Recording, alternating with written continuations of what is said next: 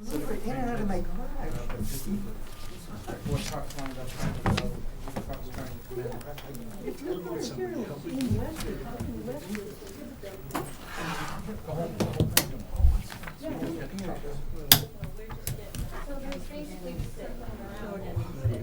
Oh, I'll look at Ken, yeah, Ken, look at that. The light is blocking the first thing there. No, it's been there forever. But how are you? Never noticed it? It's different. Might be a little bit small.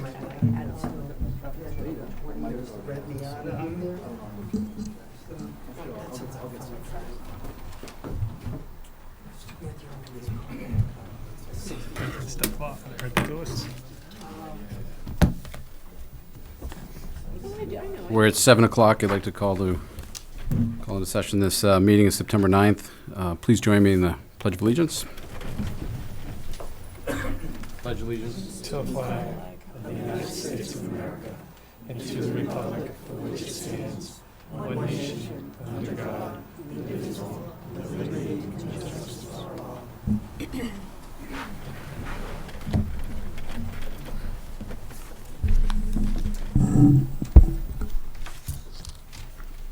All right, so we're going to start tonight with our public service announcements. First one we have is the Chelmsford Friends of the Library book sale.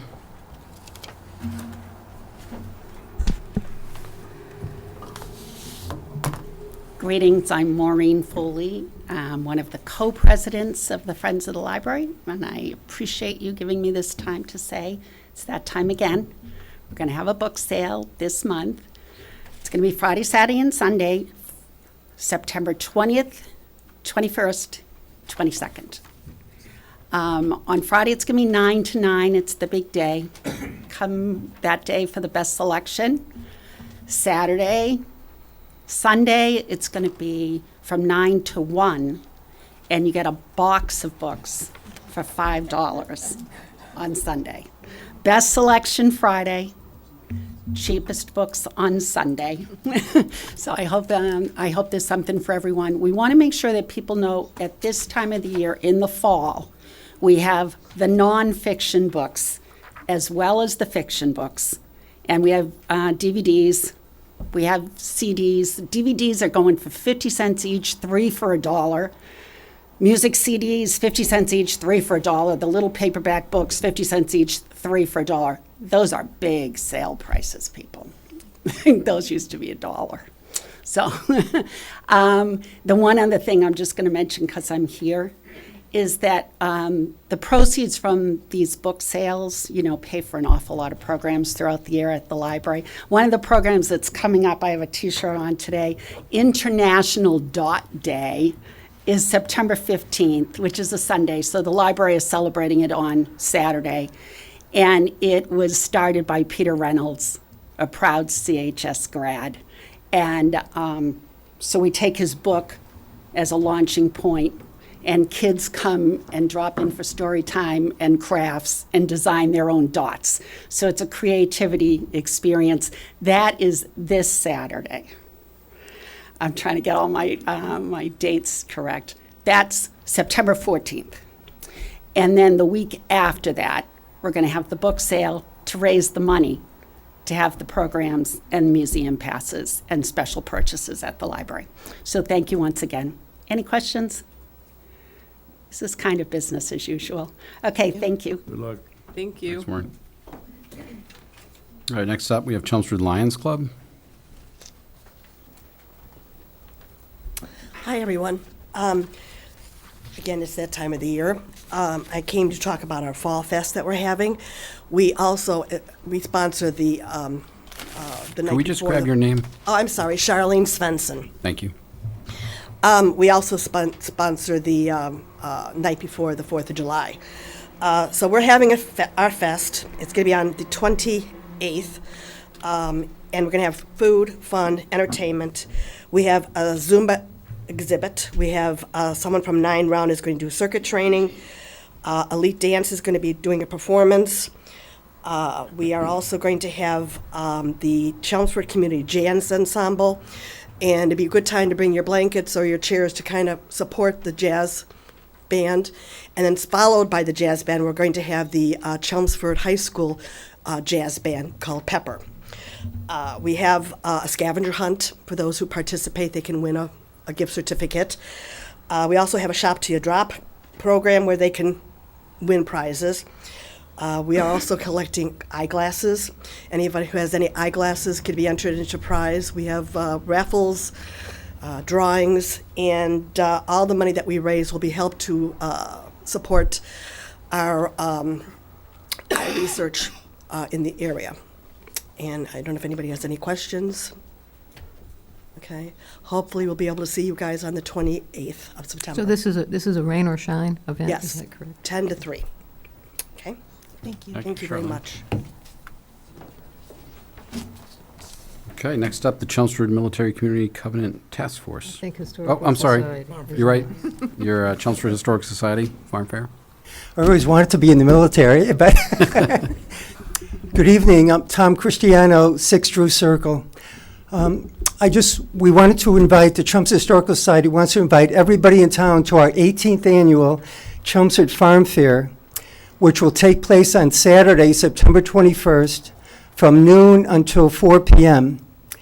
And it will take place at the Barrett Byam Homestead, which is located at 40 Byam Road in Chelmsford, heading towards South Chelmsford off of Route 27. There's Byam Road. So we're going to have our big farm fair. Usually we get hundreds of people there, and everybody usually has a great time. Usually there'll be some live music. Some great folk musicians will be there. It's free admission. There will be some animals for the young people and the others as well, like rabbits and chickens and goats. And hopefully our pony ride person will come back again this year, and that's always nice. The Chelmsford High School girls volleyball team hosts a barbecue there, so it's a good fundraiser for them. Also, we'll have someone with ice cream. They're selling ice cream. Sandy, Rainey, and others will be there with face painting for the children. They usually love that. And rock painting as well, I believe. Also, Maxwell's will be there, formerly Agway. And Jones Farm, again, will be there. Hopefully, Phil will be there as well. Also, someone who makes locally made maple syrup will be there right on Locust Road. You may know him, Jamie. Yeah. And I guess that's about it. So it's Saturday, September 21st, noon to 4 p.m. And if it does happen to rain hard that day, we have a rain date the very next day on Sunday. So does anybody have any questions or comments? I went last year. It was a blast. Great, thank you. Thanks for coming, Ken. Well, thank you very much. Hope to see you there. Thank you. Bye. All right, now we have Chelmsford Military Community Covenant Task Force. Right, and I will, the person that was going to come and talk about this could not make it this evening, so I'll just review this a little bit. So this Saturday, September 14th at 9 a.m., we will have a Remembrance Ceremony here at the 9/11 Memorial, which is right in front of the fire headquarters. The Military Community Covenant has been hosting this for the past several years. We always look for a good turnout from the community. We have local students that sing and play taps on a trumpet. And the highlight of the ceremony is the reading of the victims from that event from Massachusetts and New Hampshire. So we welcome the community to come on Saturday, September 14th at 9 a.m. right out here in front of the fire headquarters. This was a tragic event, and we want to make sure that we never forget. Thank you. Thanks, Pat.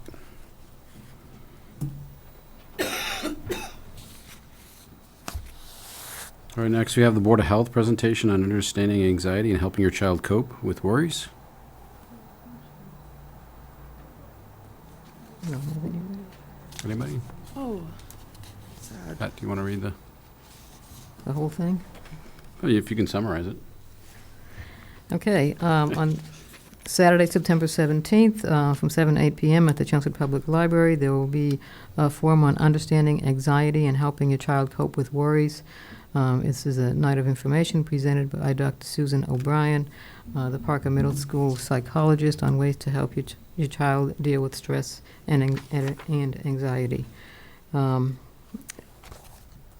We have included here examples of different types of anxiety: being afraid, having extreme fear, being afraid of school and other places, being worried about the future, having repeated episodes of sudden, unexpected, intense fear. This may have something to do with mental behavior or developmental disorders or other chronic health conditions, social problems. This is for, the registration is not required for this, and this is, I'm assuming, for parents. Is it for parents and children also, Paul, do you know, and students? I think it's for the parents. For the parents, okay.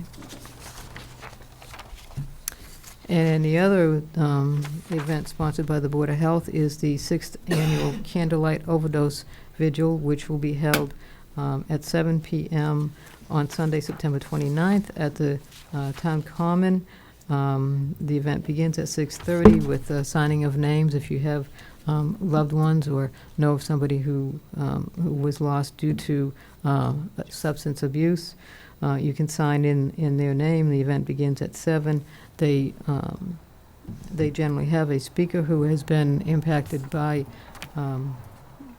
substance abuse, having lost a loved one. I've been to several of these events. They are very moving, very timely, and again, something that we should all be aware of. So again, that's on Sunday, September 29th at 7 p.m. on the Common. Okay, and if you want information on either of those, contact Amanda Glasser, who's our new health educator. She's at 978-250-5241, extension 7. Thank you. All right, with that, what brings us to open session. Is there anybody that would like to address the board tonight? You can just come forward and state your name.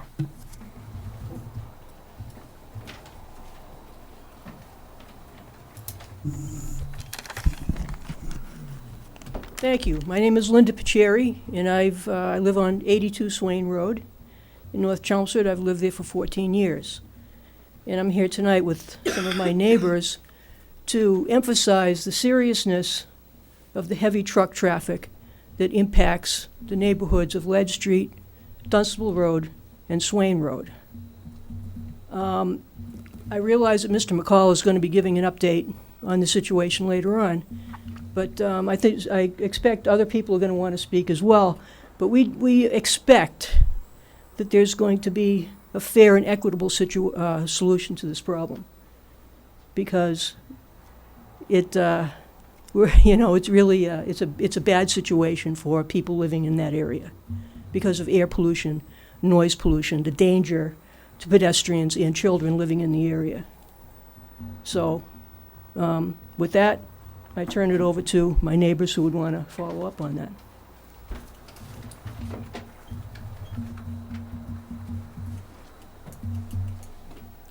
I'm Nicole Sternberg, and I live right across the street from them.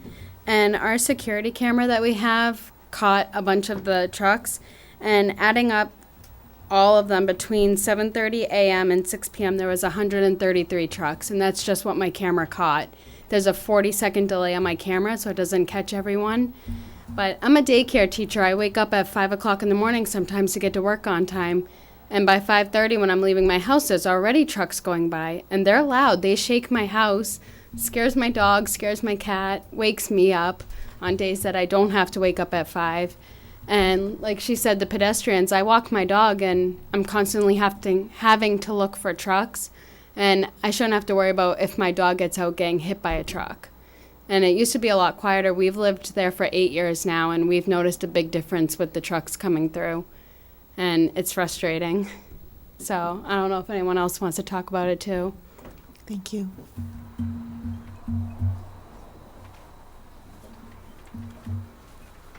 Good evening. My name's Karen Spangler. I live at 27 Ledge Road. I've actually been in North Chelmsford for 15 years from Main Street and moved over to Ledge Road. We closed May 18th of last year. Buying on Ledge, our main concern was that quarry. and the businesses up there, and the traffic would increase. And sure enough, I would say since we moved in on May 18th, the truck traffic has tripled, if not quadrupled.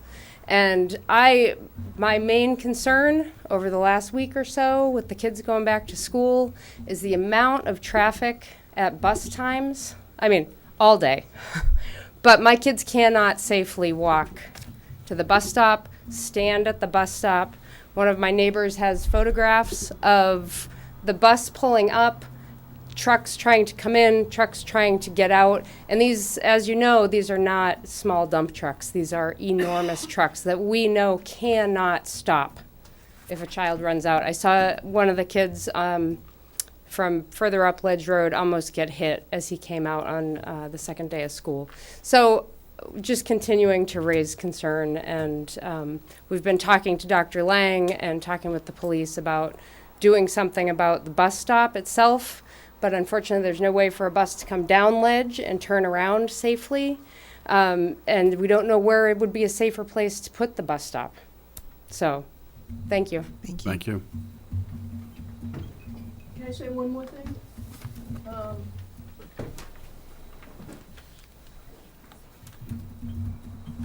I forgot to add this when I was speaking earlier, but we hope that at the end of Mr. McCall's report that questions would be open to questions from us. Is that possible? Chair.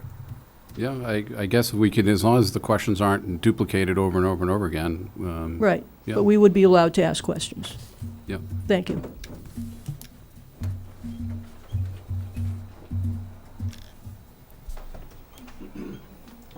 So Linda itemized the streets that are involved. She left out Dunshire Drive. Right across from Swain Road is a bus stop, and dozens of kids throughout the day get on and off the buses there. And I'd also like to say that there's gravel, like all over the place, typically. And that's either from the trucks being overloaded or going too fast, or both. And so I just want to say that I think it's a huge safety issue with the increased traffic.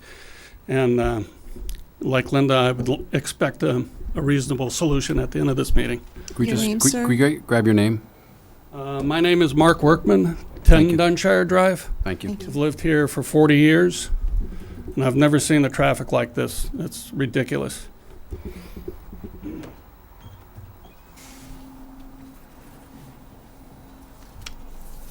Ron Strandberg, 63 Swain Road.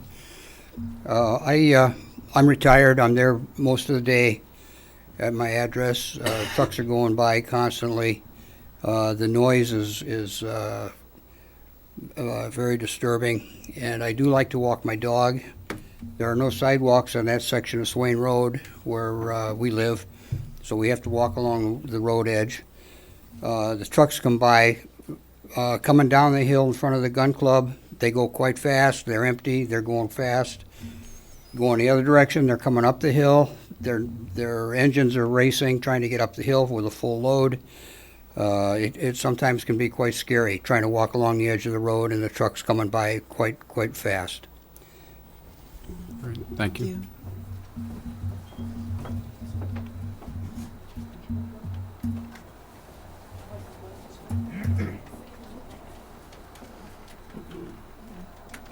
Hi, I'm Patty Bryan. I live on 4 Dunshire Drive. Can you just say it for the microphone for those at home, please? Pardon me? Can you just say it next to the microphone for those at home who can? Oh, who are I'm listening? Patty Bryan. I live on 4 Dunshire Drive. I just wanted to reinforce about, the school bus stops right at my corner, and the kids cannot stand there anymore. They have to go down the street a little because the trucks go that fast. And plus the fact is that if one of those little pebbles hit one of those kids, they could be blind. And when the police were there the other day, they were on Swain Road, we didn't see trucks. There were 4, I don't know if they were state police and them. They found another route. They were not coming that day. And today, there was, somebody was working on both sides of Swain Road.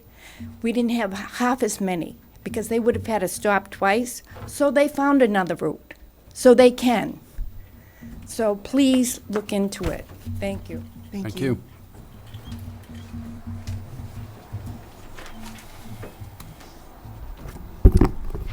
Brian Latina, Precinct 4 Town Meeting Rep and 15 Jesse Road resident. My original topic was a little bit different, but I was in Chicago last week, and about 10 years ago I was in the same area in Aurora, near Chicago, about 35 miles outside of Chicago. And I recognized that community 10 years ago as being kind of like Chelmsford 10 years later. They put in a whole bunch of traffic lights, and I spent half my trip stopped waiting at a traffic light. Having gone back 10 years later, the development that they did between that 10-year period and now was unbelievable. All these kiosky kind of zone developed properties have popped up between Chicago and the city of Aurora. And housing developments with these stubby developments. Stubby is it's a nasty term for a 48-unit housing project that's four stories or 5 stories tall with a concrete garage underneath it. And we're putting one in the center of town now. Just put one on 104, one on top of the hill. It's exactly the same in Aurora and all the suburbs that I've been to all over the country in the past year. The traffic got worse. It didn't get better by putting all the traffic lights. And the solution that I thought of as I was traveling, given that we have a traffic committee now, was kind of threefold. Rather than firefighting all the traffic issues that come up, I think the traffic committee needs to have a mission statement and then objectives, maybe a one-page summary sheet. And as I was driving, I thought about it, and I said, number one, they should eliminate traffic. That should be the task. Number one, eliminate it. Number two is reduce the traffic. If you can't eliminate it, you need to figure out how to reduce it. And that road and that description that I heard just now is a case in point for eliminating and then reducing. And then finally, you control the traffic. You don't control the traffic first, because then all the traffic just backs up. So just as a thought process, and for the folks that have kids standing at a bus stop on Turnpike Road, 2 years ago, I was sitting there watching how many kids were coming out of the development that was, I was told in 2004 would have one child in it, that had 12 kids coming out of there getting on the bus. They had to cross Turnpike Road in a car with the bus stopped, and the kids they had to cross the street. Turnpike Road was pretty quiet then.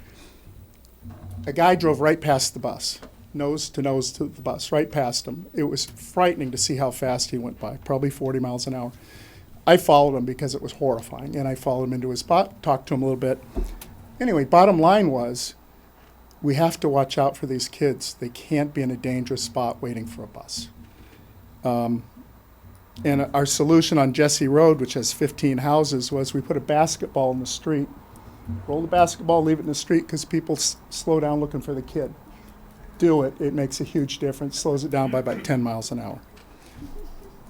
My real topic was, one other one, safety is very important to me. At the rear of this town hall, our folks put in a rock garden on the handicap ramp. Probably brilliant in Phoenix, but terrible in New England where it snows. It's on a hill. I've asked for some assistance from our new OSHA safety director to see if he had an opinion about handicap employees approaching and exiting the building with a handicap ramp, 2-foot pitch with small rocks that'll be on the ramp the first time it snows or rains. That needs to be removed, and I'll follow that up until it gets removed.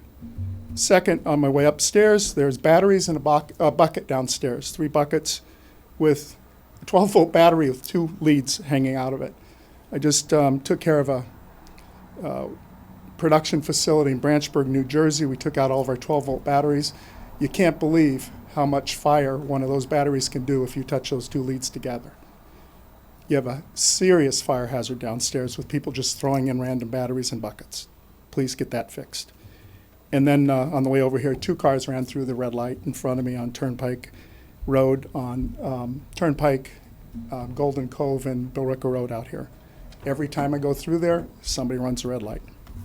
My real topic is, and I'll give you the letters if you pass those around for me.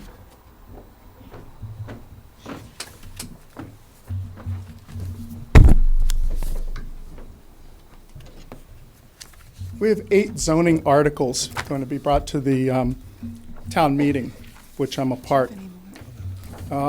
This letter is kind of covering our objections to that, to the town meeting reps objecting, me being one. There's a lot of articles here, zoning articles. I'm going to argue that some of them are done at the last minute.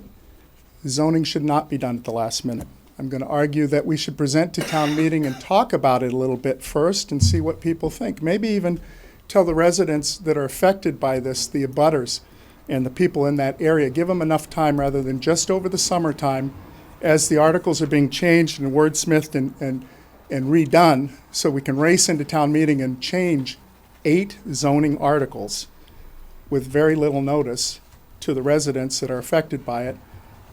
We should present rather than just dump it in there. And I'm not going to read the whole thing. This is basically, we're in a huge rush. We just changed all the numbers in the last day or two. So even a town meeting rep that's following this stuff has a difficult time chasing it. We used to get a book at home with the zoning and other articles in it. Now it's on the internet and it changes every day and you have to watch it continuously rather than coming in, putting the article in, and giving us enough time to think about it and change how we're doing it. The thing that really bothers me on this particular case is there's an admission that something like 80% of our town has variances to the zoning that we currently have. So let's change the zoning so to match up with what we did. That would tell me that the planning board and the ZBA either had a lot of friends in the development business, or we made nuanced kind of changes to each one of those 80%. But to adjust the zoning to match the mistakes or the changes we made is very scary, because I'm going to guess 80% of the new zoning bylaw will be will be varianced as well. So I don't want to live in Chicago. I would not want to live in Aurora, Illinois. I like to live in Chelmsford, but I have driven through Littleton lately, in Carlisle. They look like Chelmsford did about 20 years ago without all the zoning that we're changing here. Number 1 on the list is zoning Route 40. I went to a yard sale last weekend, Labor Day weekend. Cars driving by there were amazing how fast they were going and what kind of traffic. That's not the Chelmsford I recognize. I'd hesitate to change that. Next one is the Community Care Overlay District. I saw about a 20-story Community Care Overlay District in Aurora. Folks, we don't want a 5-story elderly housing project on Route 40. We should keep it to the character of our town. That's what the planning board is supposed to do, keep to the character of the town and take care of the residents that live here now. Next one is Article 23, now it was 24, CEIOD to allow multifamily in industrial zone districts. I talked about that last time. An IA district was an area where you had light industrial. 104 Turnpike had that project was approved before the law was changed to allow any residential in an IA district. Now every IA district is going to be changed to allow 19 stories worth of buildings plopped in a 7-acre site. IA districts probably have chemicals on them. If you don't check it out first and you don't go to the background, you won't know what's there. You don't want to put residential on IA districts. I just moved out of a chemical plant in New Jersey, and I can tell you, you don't want to put any housing project in a district where there were industrial buildings in the last 50 years. Existing non-conforming Article 25, or now it's called Article 24, non-conforming single to 2-family structures. Again, we're changing it to meet what we think we would like the developers to do. These are all developer articles. These aren't articles for the residents here. They're to help the developers develop the town, even more than it is. Folks don't like traffic now. I'm telling you, this is going to increase your traffic by tenfold.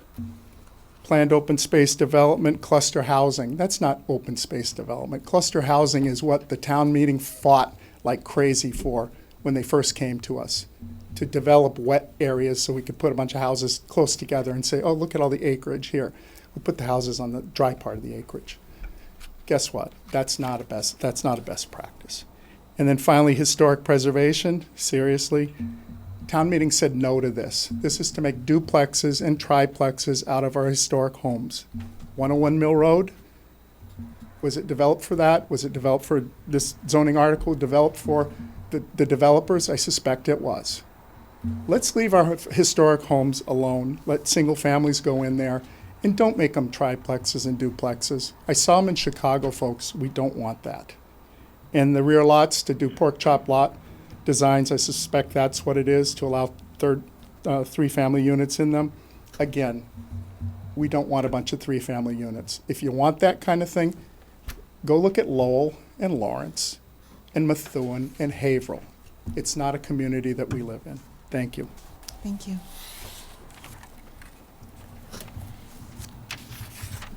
Is there anybody else? Seeing none? All right, we'll move on to committee vacancies. Pat, would you do me a favor? Okay, committee vacancies. The following committees have vacancies as of today. The Arts and Technology Education Fund has 1 vacancy. The CCA Advisory Committee has 2 vacancies. There's 1 vacancy on the Center Village Master Plan Implementation Committee. The Civic Committee has 4 vacancies. The Community Action Program Committee has 2 vacancies. There are 3 associate member position vacancies on the Council on Aging. The Cultural Council can have up to 21 members. They're looking for several more to fill out their total. Energy Conservation Committee has 2 vacancies. Historical Commission has 1 vacancy. The Holiday Decorating Committee has 3 vacancies. The Middlesex Canal Commission has 2 vacancies. We're looking for an alternate member for the Neshoba Valley Technical High School Committee. The Parade Committee welcomes all applicants. The Permanent Building Committee has 1 vacancy. Personnel Board has 1 vacancy. The Public Celebrations Committee has 5 vacancies.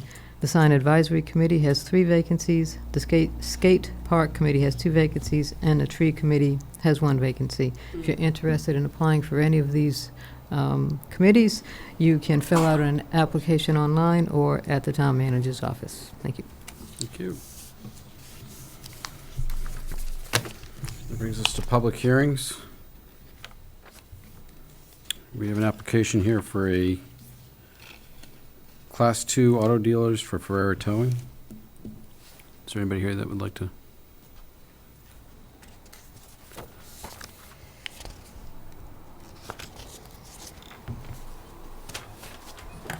Hi, Sharon McNulty, 36-year resident and employee of Ferrera Towing. Richard Mason. And we're applying for the dealer's license here. Okay.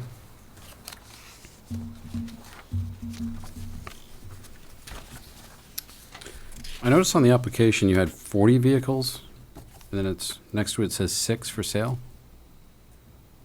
We applied for a license for up to 6. We currently are we're a transportation company on Route 110, so we have our own equipment and our employee vehicles there. When you look at the businesses, like within 3 doors down, one next to us, the next one, and the very next one, all have car dealer licenses, so it's pretty customary for that part of 110 to have dealer licenses. Okay. I also wanted to mention that we previously had a dealer's license on that property as well. I'm sorry, go ahead. On question 15, it asks, will you be selling to the public or just to other car dealers? And you wrote yes, so does that mean you're selling to both, or? Yes. Yes, both. Yes, okay. How long ago did you have a license there before, Sharon? I want to say it was about 15 years ago. Who's going to run this business now? We are. Ferrera Towing. You have anybody with experience with, selling cars or buying Well, cars? we've obviously sold both trucks and cars. We've had to go through the process sometimes of the lengthy process of retitling. And if we're stuck with the vehicle that we, or if we come upon a vehicle that somebody would like us to turn over for them, this would expedite the process. And again, it's something that's done within, the 5 businesses that we would be the 4th one doing that right there. So it's pretty customary on that street. So you're going to be selling cars that you've towed? No. Well, yes and no. We don't sell cars unless somebody asks us to. But occasionally we would take possession of a vehicle that somebody would say, can you sell this for us? We don't even want it anymore. And we're on a perfect venue up and down Route 110. I don't know how much traffic. I want to mention that we do not have any dump trucks, folks. Do you have the abutter notices? Yes, I do. Would you like to see them?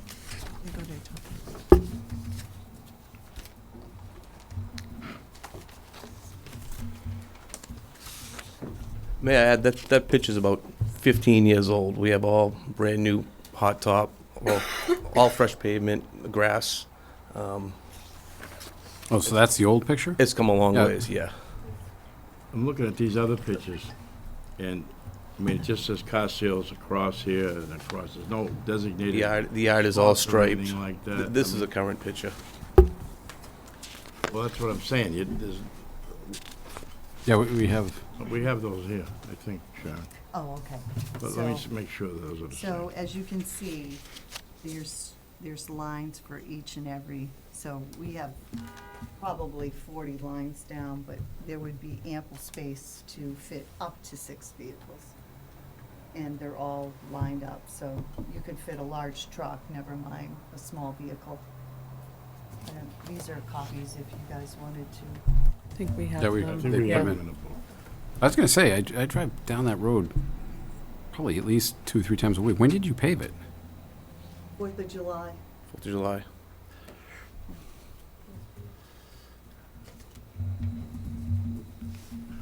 See, my point was, I don't think there's a designated area. You know what I'm saying? At the moment, there isn't because we don't sell cars. Okay, so, I'm sure, I know there's other places out there that's. If you look on one of the original pictures that he just had up, I have it designated exactly where the car sales will be, the equipment will be additional parking that we already have, employee parking and customer parking. It would be the aerial shot. There you go. Yeah, so that shows exactly. So currently, you're seeing a couple of trucks parked there. That's where we're talking about putting the cars. Obviously, plenty of room for equipment, additional equipment, employee parking, and customer parking. And the overflow, we have 3 facilities. The overflow will be at the other facilities. Also should mention that this abutting facility also has a dealer's license. They are also on an acre lot, we're on an acre lot. They have 4 businesses on that lot. So the individual that owns the dealer's license on that lot has far less space for parking for both customers and car sales than what we would have. I agree with what you're saying, but if you look at the picture of your 2 lots, theirs is pretty empty and yours is pretty full. Again, that's an old picture. Yeah. That's just a Google image. We have 3 facilities, 2 in Chelmsford, 1 in Billerica. You have anywhere else? We're currently purchasing another 1 in New Hampshire, but this Okay, is, so I was going to say, I thought I saw some of your trucks with Maine plates or New Hampshire plates or. that's just trailers. Okay. So you have trailers stored elsewhere? Yes. I mean, I'm sure there's room for more car sales up there, but I just, maybe if we could see, maybe if the building inspector or somebody would take a look at it and see the layout. I had to go around with the application. I explained to all the 6 departments. He thought it was ample amount of room. I showed him all the pictures, the current pictures, what we have for the customer parking, what we have for our equipment parking. And to have 6 vehicles for sale at one time will be an anomaly. Yeah, I agree. We might It would- have it one would or be two. We're not going into the car sales business. We just want it as, if we need to, we have the license and we're able to do it. We just want to do it all the right way, and the way it should be done. Sounds like this comes out of some experience where you Yeah. encountered a couple of situations where you A lot of said, vehicles. oh, Yeah. it would be really nice if we could just, Yes. yeah. Do it the right way, do it easier. The title process, having the dealer's license simplifies that tenfold. Ma'am, your name is? My name is Casey Tyler. I'm part of Foresee.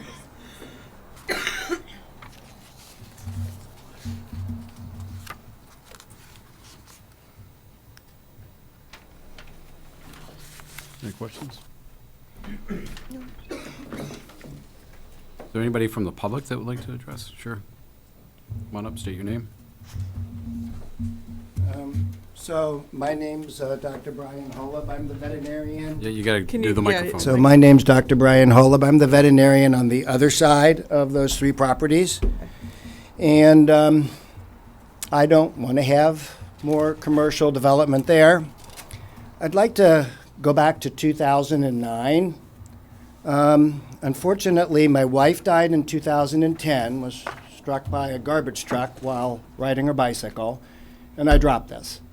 But in 2009, the employee parking was put in violation of our zoning bylaws. I hired an attorney, Shane and Farrell, who had your building department agree that it was put in without a building permit. Here are pictures when the employee parking was put in 2009. Here's my parking lot. This is an area along the front street. And if you drive by all the time, you notice every time you drive by, there are cars parked on the curb. So when my customers try to come and go, they can't see. Our zoning bylaws do not allow any parking within 20 feet. I went to the state. The state agreed that they didn't do a curb cut. They didn't do another curb cut. They ran cars all along their front yard, but there was constant dirt going over the front yard. So they said that's enforceable by our local police, that they can't keep driving over that. So there's no way to get into their employee parking lot without a new curb cut. They cannot get a new curb cut. It's within 3 feet of my curb cut.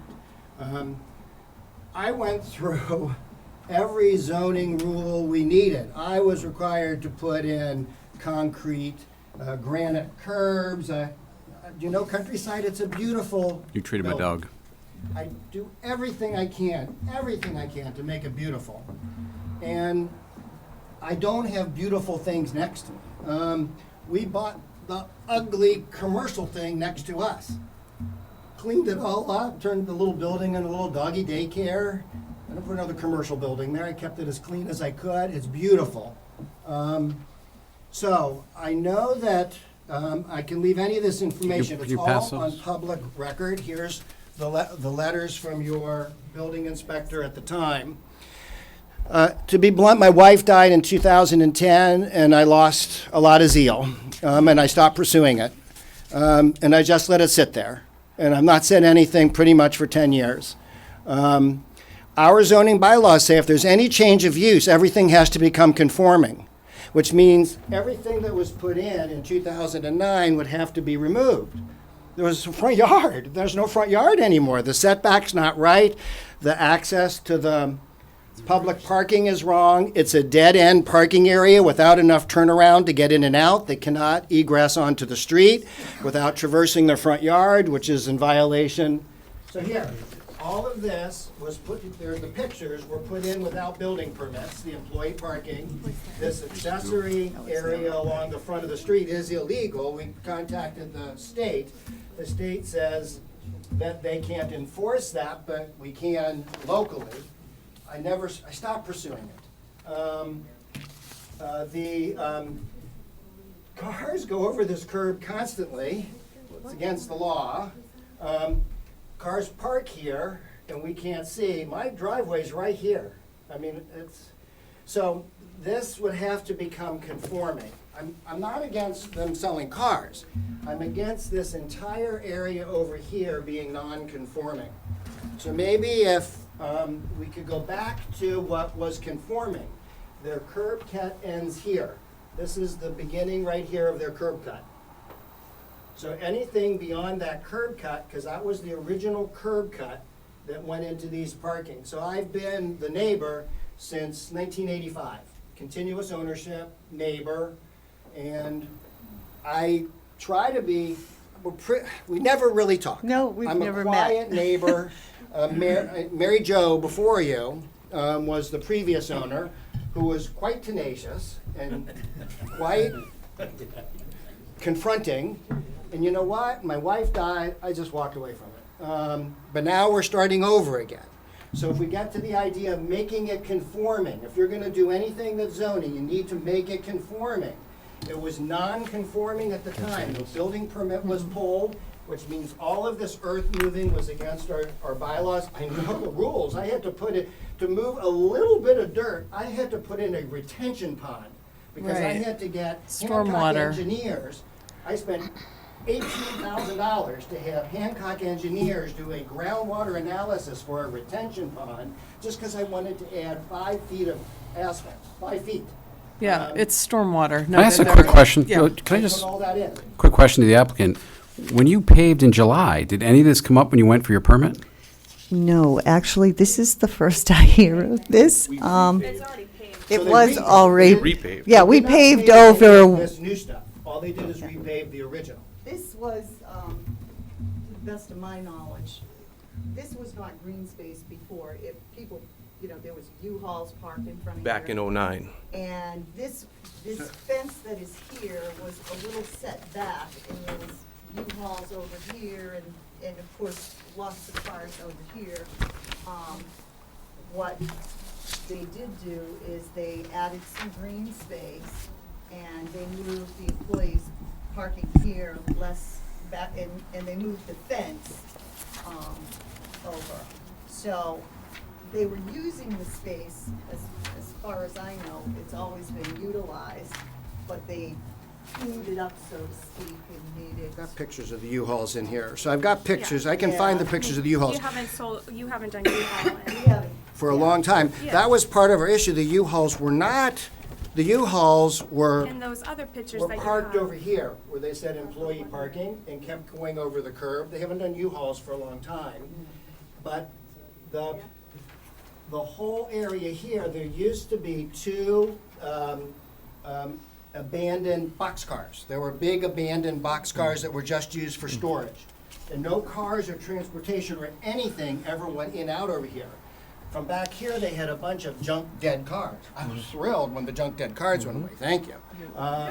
But once the junk dead cars went away, then they created a new driveway, and now we start having traffic going in this area, which never had any traffic, which is in violation of my side setback rule. Is that driveway on the right paved?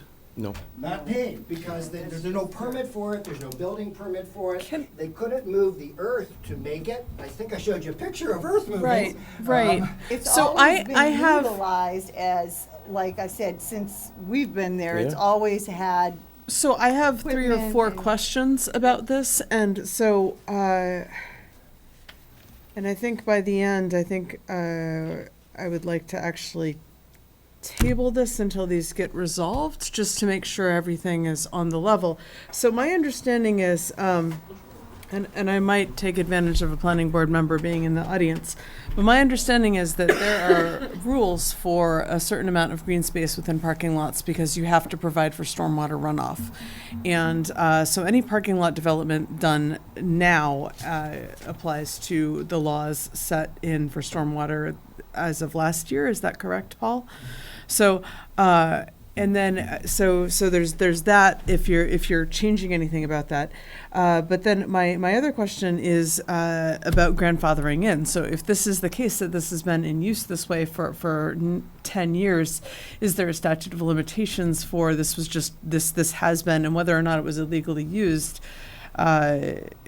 is there a statute of limitations? And what I'm seeing with the dirt being run into the road, that's actually a stormwater violation because that dirt ends up in the stormwater and then has to be filtered. So Because at the When? time, I was What date? 2009. Okay, Yeah. So at the time. those pictures that he showed were from 10 years ago. and Sure. they're dated. right, They're dated. Yeah. yes, they are. And so, but I'm wondering, I feel like this whole site needs to be inspected and resurveyed.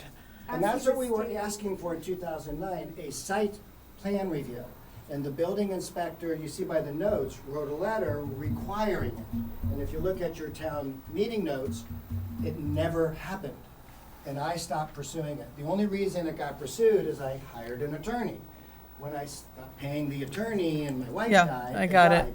My attorney, though, I did talk to my attorney after my wife died. And he said there is no statute of limitations on zoning violations. He said even if you were to build a house and you got a zoning permit to build it, but then later it was found out it was built wrongly, Non-to-spec. you have to correct it.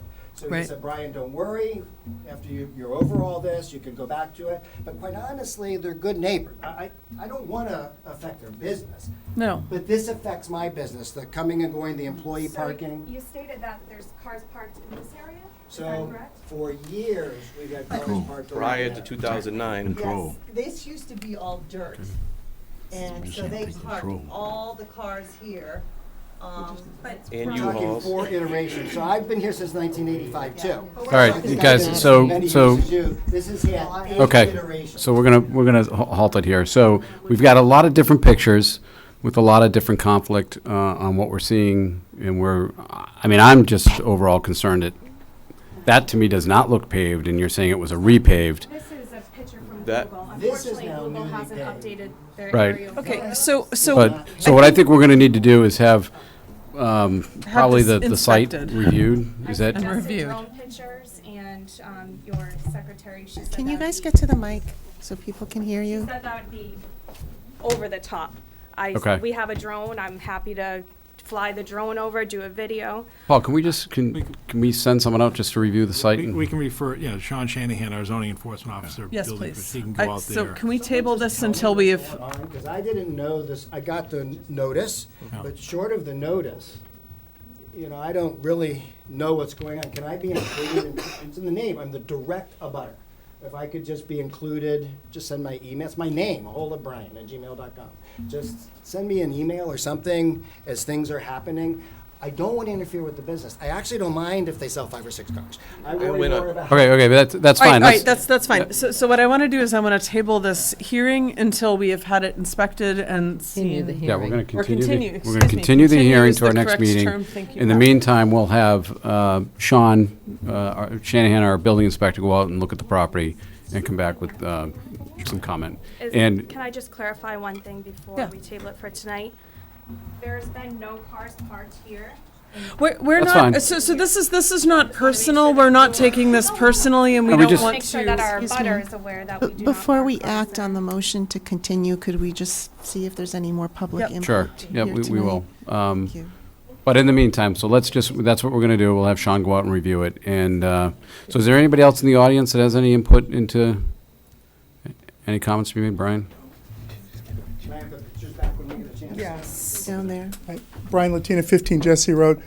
Just so happens, about a week ago, I was renting a car at Enterprise, which is almost diagonally across the street, and I called the Chelmsford Police on my way past because the vehicles parked at that location, there's some really large transport vehicles parked in the opposite direction. As you're traveling down the road, if you pull in, you have tail. The vehicle parked there on the back of a tow truck was actually across the white line facing the wrong direction, and it was really irritating and very dangerous. So regardless of what we do with this business here, the cars and vehicles should be parked with their rear ends towards traffic. And if not, there should be some kind of protection from people driving past that building and that business. So just comment, personal observation, and Chelmsford Police has a record of that.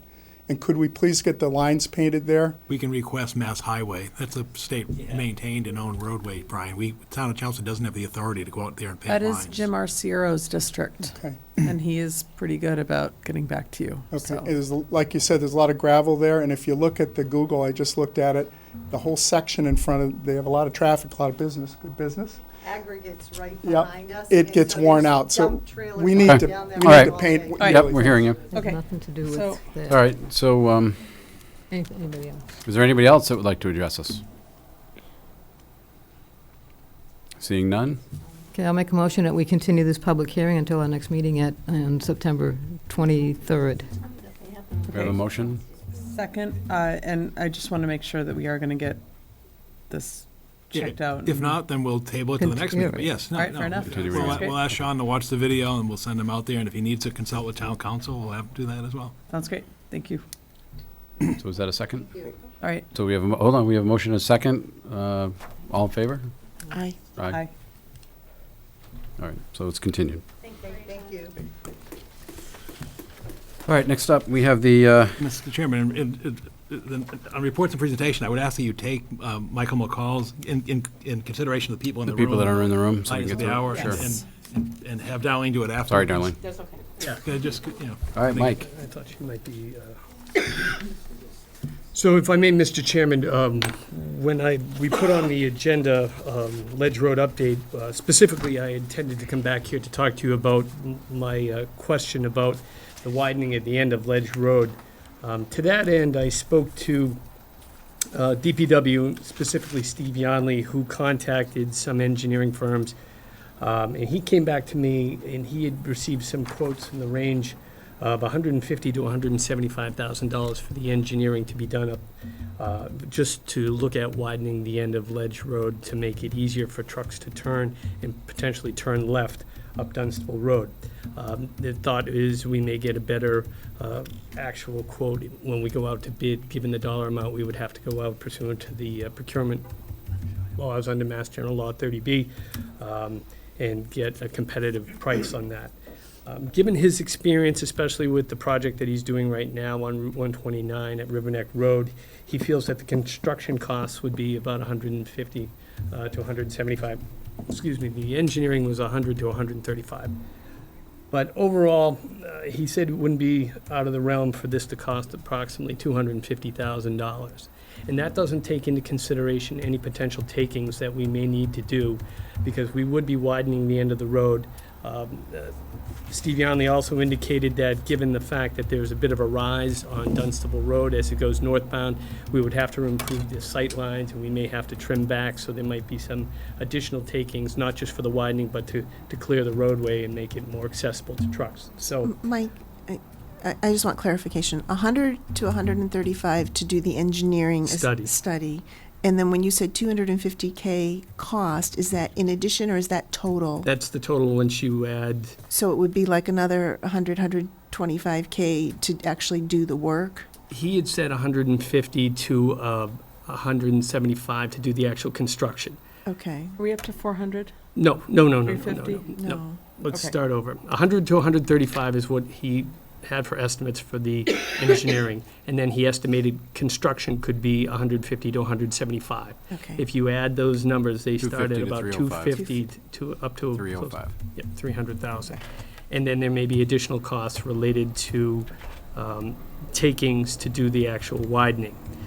As I indicated at the last meeting, National Grid will not move forward with any design or discussion about relocating the poles that would need to be moved until we present a formal plan to them. So we have to decide whether or not we want to move forward with this or to look at any other options in the interim.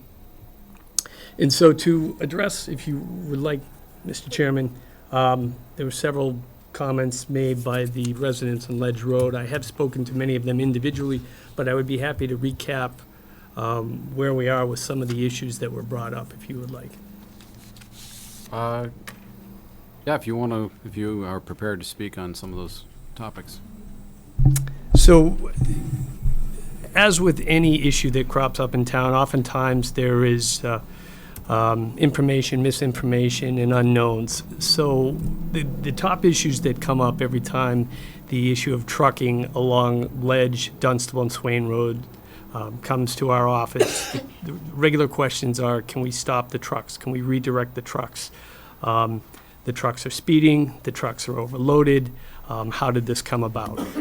One of the things that we looked at initially was how to get a heavy commercial vehicle truck exclusion in that area. And one of the biggest hurdles that the town faces is providing a viable alternative route which is acceptable to the Department of Transportation. The unique features of Ledge Road, as were indicated by Ms. Spangler when she got up there, there is no real way to turn around at the end. It's just one straight road in and straight road out, and all you can do at the end is turn left or right on Dunstable Road. The problem right now is that the vast majority of the trucks are turning right out of Ledge Road, going down Dunstable and going across Swain Road.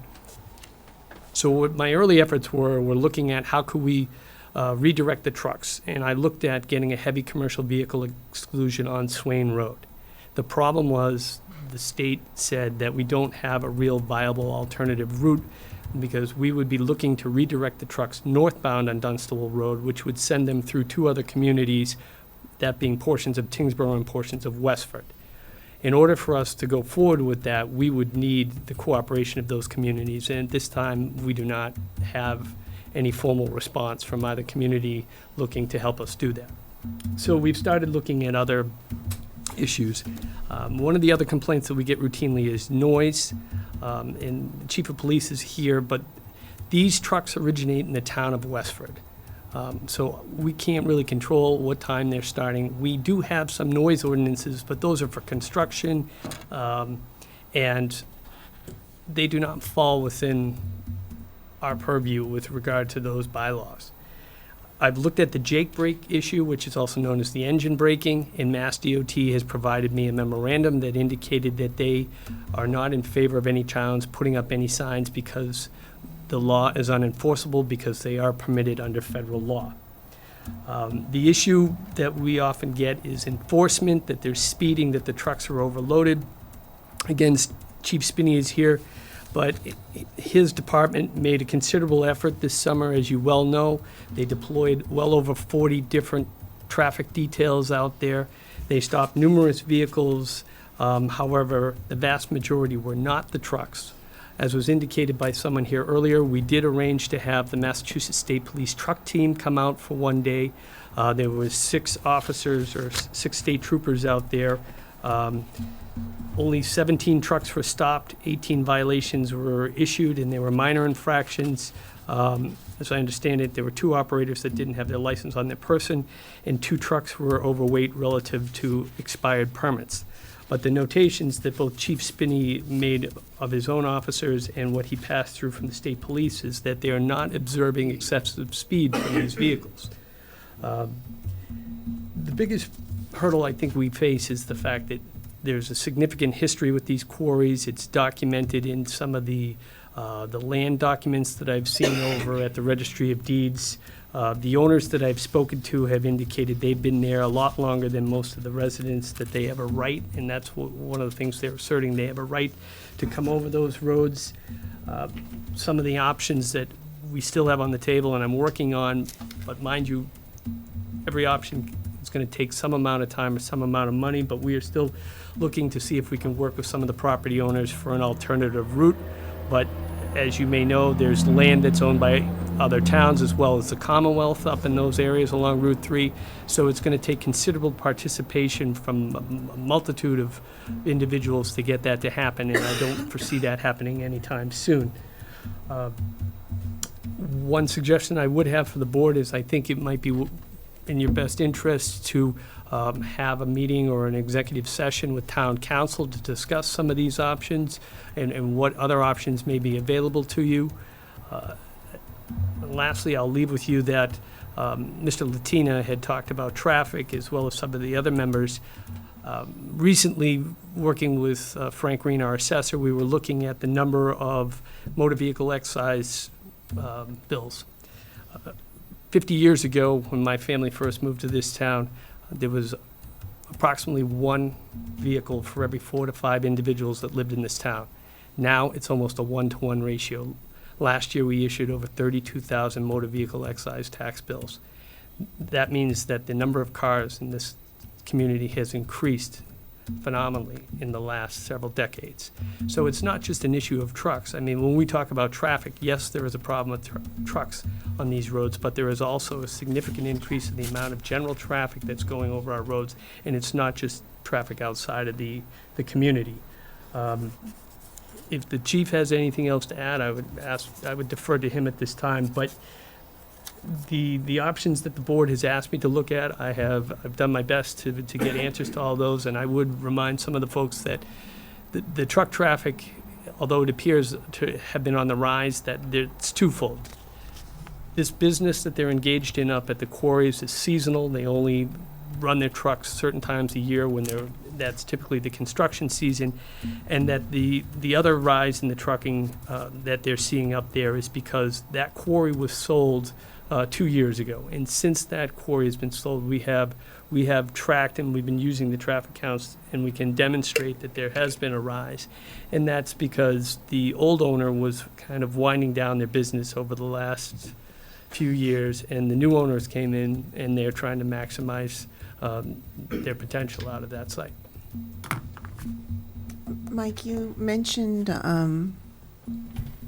constraints in our bylaws, like for example with noise, it only applies to construction. So, and this is probably a better question for town council, but is looking at our bylaws also an option as to whether there should be any new ones put in place or anything modified? Well, part of that bylaw is enforceable, I believe, by the police department, some of the construction hours, but that applies to throughout the town right now, currently. Right. But you can't, my understanding, you can't target one particular area or individual by a bylaw. Anything, changes we would make would have to be town-wide. Right, if there's. But this would be regulating the business that exists in Westford. So I don't know how we would Okay. achieve that end. Yeah. What you're saying is, the only thing you could regulate is traffic usage of the roads, because it originates in Westford, but then you'd have to do it for the entire town, if you found out some way to. And I think, again, that might be a better question for town council. How would you achieve that, or whether or not that's possible? Thank you. Paul, are there any sort of community planning type strategies that you can implement on those roads to, you and I have discussed this, and I'm not sure your thoughts, because it's been a little while, but as far as traffic calming measures or. Is this a case where it sounds like there are children in danger? Is this a case where sidewalks are not present? That's my question. Can we finish this question? But that's I mean, that's like specifically for traffic calming measures. Is this one of those places? I mean, we could ask DPW to examine the road width layout to see if you could put sidewalks in along. But now you're talking an area from Ledge Road to Dunstable to Swain Road. That's right. Well, you and I know we. And you could do traffic calming, but I think the problem that Mike rose earlier is, I don't know how you remove the traffic if there's no clear identified alternate route. No, I agree with what you're saying. Removing it is one thing, but frustrating a truck driver is another topic. I mean, if we've discussed some of the streets I've seen in the state that, they bring the road width down and then out, and they put shallow speed bumps and maybe some granite, 3-foot tall planters in the middle of the road to divide the road. Things that a truck driver really has to just slow down and almost crawl by so he doesn't hit them. So the point is that they look at it and say either it's not worth my time to go that way, or I'm going to go that way, but I'm going to have to do it at like 5 miles an hour. Again, that's traffic calming. We can see, but again, we'll explore that with you. Yeah, I just think it starts at the beginning on Ledge Road, because if you try it there and let's say 5% of the drivers say, forget it, I'm going out the front, or I'm just not going to go there to get, I know. I don't know what the other alternate route is. That's Correct. That's the concern, is you're right, you can steer traffic towards more favorable routes, but. And I know there's rules in place in Westford as far as how many can go out the front, but I don't know, maybe they look at it and say, I'm going to get my aggregate somewhere else. And I doubt that, but if it just brings it down to a crawl of 5 miles an hour, that's better than what we have. Mm-hmm. I can explore with Public Works, the ability of traffic calming on Ledge Road. And I know that's sort of a newer discipline in the planning landscape. I've seen it now in some of the college curriculum. And I'm just wondering if there's, again, thinking outside the box, is there anything we can do just to the street design to bring them to a crawl? I mean, Republic comes down out through us. I mean, I know we use Republic, right? But a lot of their trucks come through our town, and either through Dunstable Road or Tingsboro Road or whatever. We don't stop them. I'm not saying we can. We but, can, I don't think they could stop these guys if they went up. It's only a mile from there to Route 3. But the problem is, as Michael noted, if you wanted to do a truck exclusion, George, you have to have a viable alternative route. And that's demonstrated, and we've been unable to obtain that without the cooperation of our neighboring communities. That's been the problem. I mean, we don't have to get them be involved. If they just happen to make a left-hand turn, instead of a right-hand turn, and they head up to Route 3 up in Tingsboro. So they said, we'll explore if there's a way to force the traffic. Yeah. I mean, I'd hate to see residents finally say, you know what, I'm going to buy a trailer and park it on Ledge Road, and someone else say, well, I'm going to park a car on the other side. But if they do that, the police will get called, and the police will have to remove the vehicles, and we don't want to have that. Right. Because, Well, I mean, you because can that's what legally will park a happen. trailer licensed, right, on the road? Depends on how many feet, that Ledge Road will be tight. I can do a recap on Yeah. things if you'd like to listen.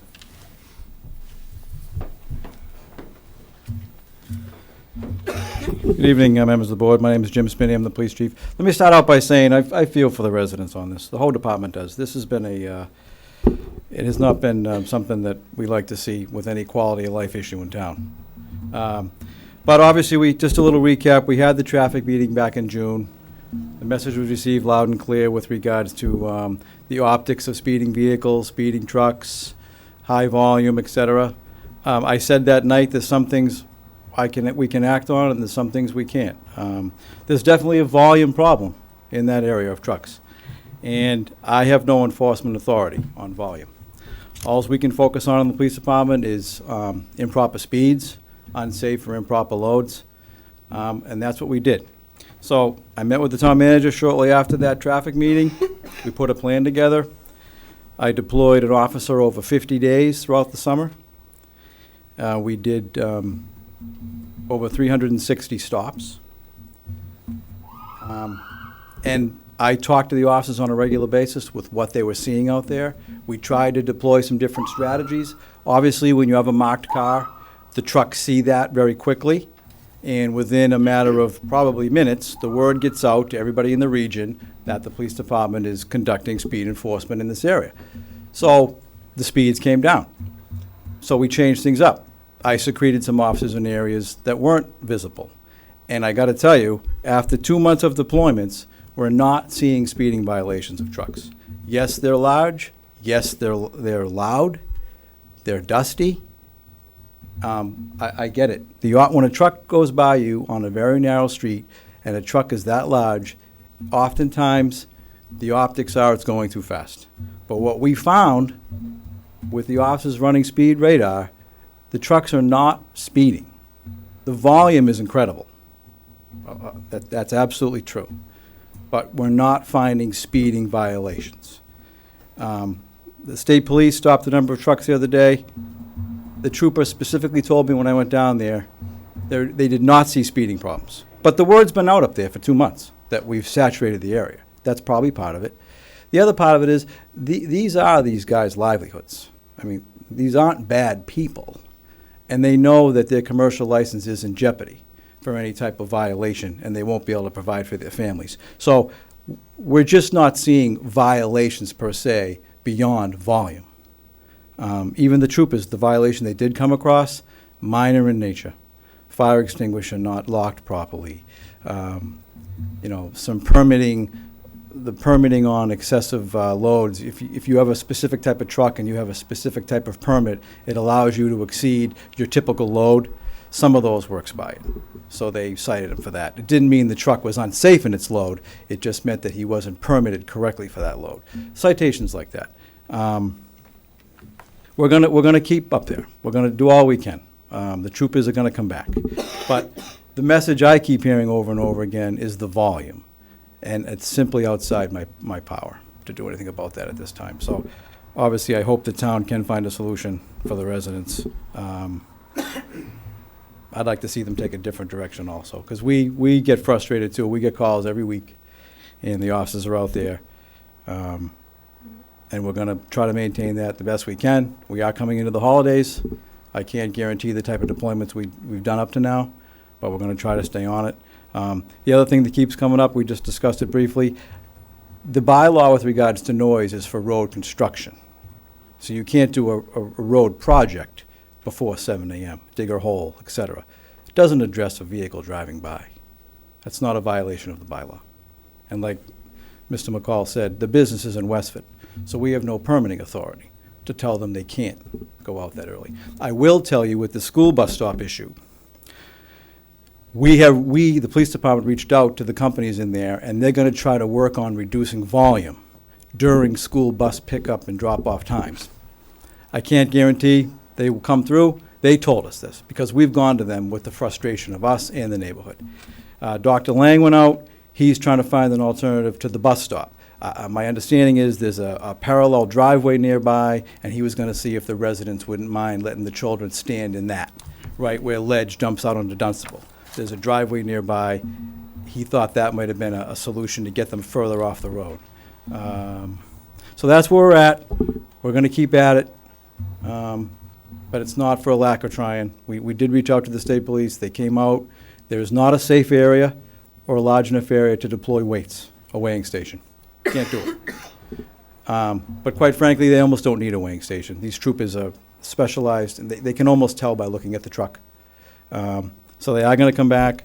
We're gonna keep everybody honest up there, but that's kind of where we're at. So. I've heard from parents that there used to be crossing guards. And I know when I was a kid, there were crossing guards. But if we have children collected at bus stations or at bus stops for the neighborhood, would it be worth having an adult with a safety vest there when the bus stops to ensure that people are not going around buses? Because we've all seen cars go right around the stop sign on a bus. I know that the school guards in this town fall under the school department. yeah. I guess we could reach out to Dr. Lang to see how he prioritizes what spots get a person. Right. I know we're making a big push this year to add traffic signals at the crosswalks for the schools. Right. I guess it would be up to him if he deemed that a worthy area. We actually had officers out there watching that bus stop, and, you know, there was a little bit of an issue with parents parking their cars opposite traffic to almost push the trucks.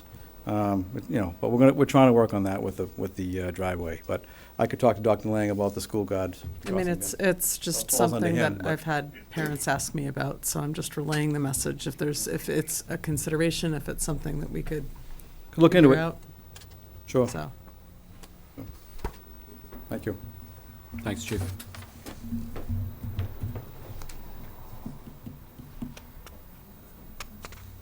I know we had said we'd let the, Well, I don't know if there's anything else. Or well, we had agreed to let the town ask their questions if they want, so if anybody wants to ask any questions now. Derek Perry, 45 Ledge Road. Thank you. My question is, I mean, the police department's been great. Lieutenant Spence, I've been talking to him. They've been fantastic. When the traffic study's done and like the chief said, the trucks go somewhere else. They're not coming in through Ledge Road. They're going in through the Westford side.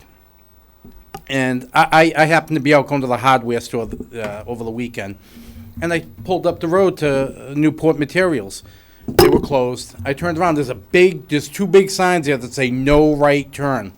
Obviously don't want the trucks going into Westford.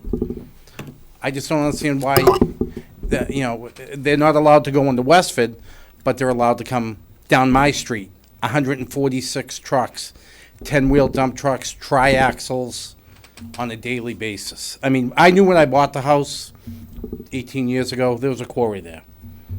That was fine. But since Newport's taken over, I mean, I count 20 trucks that go by my bedroom between 5 and 5:30 in the morning.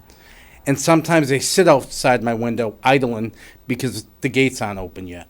So you'll have 6 or 7 trucks lined up on the road, idling, waiting to get in because the gates aren't open. It just doesn't seem fair that we get all the traffic. And there is a cut-through to go from one side to the other. Can you say that Well, again? There's a cut through where? I know there is. You can go from, I mean, when you go from the quarry you can go from one side to the other. You don't have to come out Ledge Road. Thank you.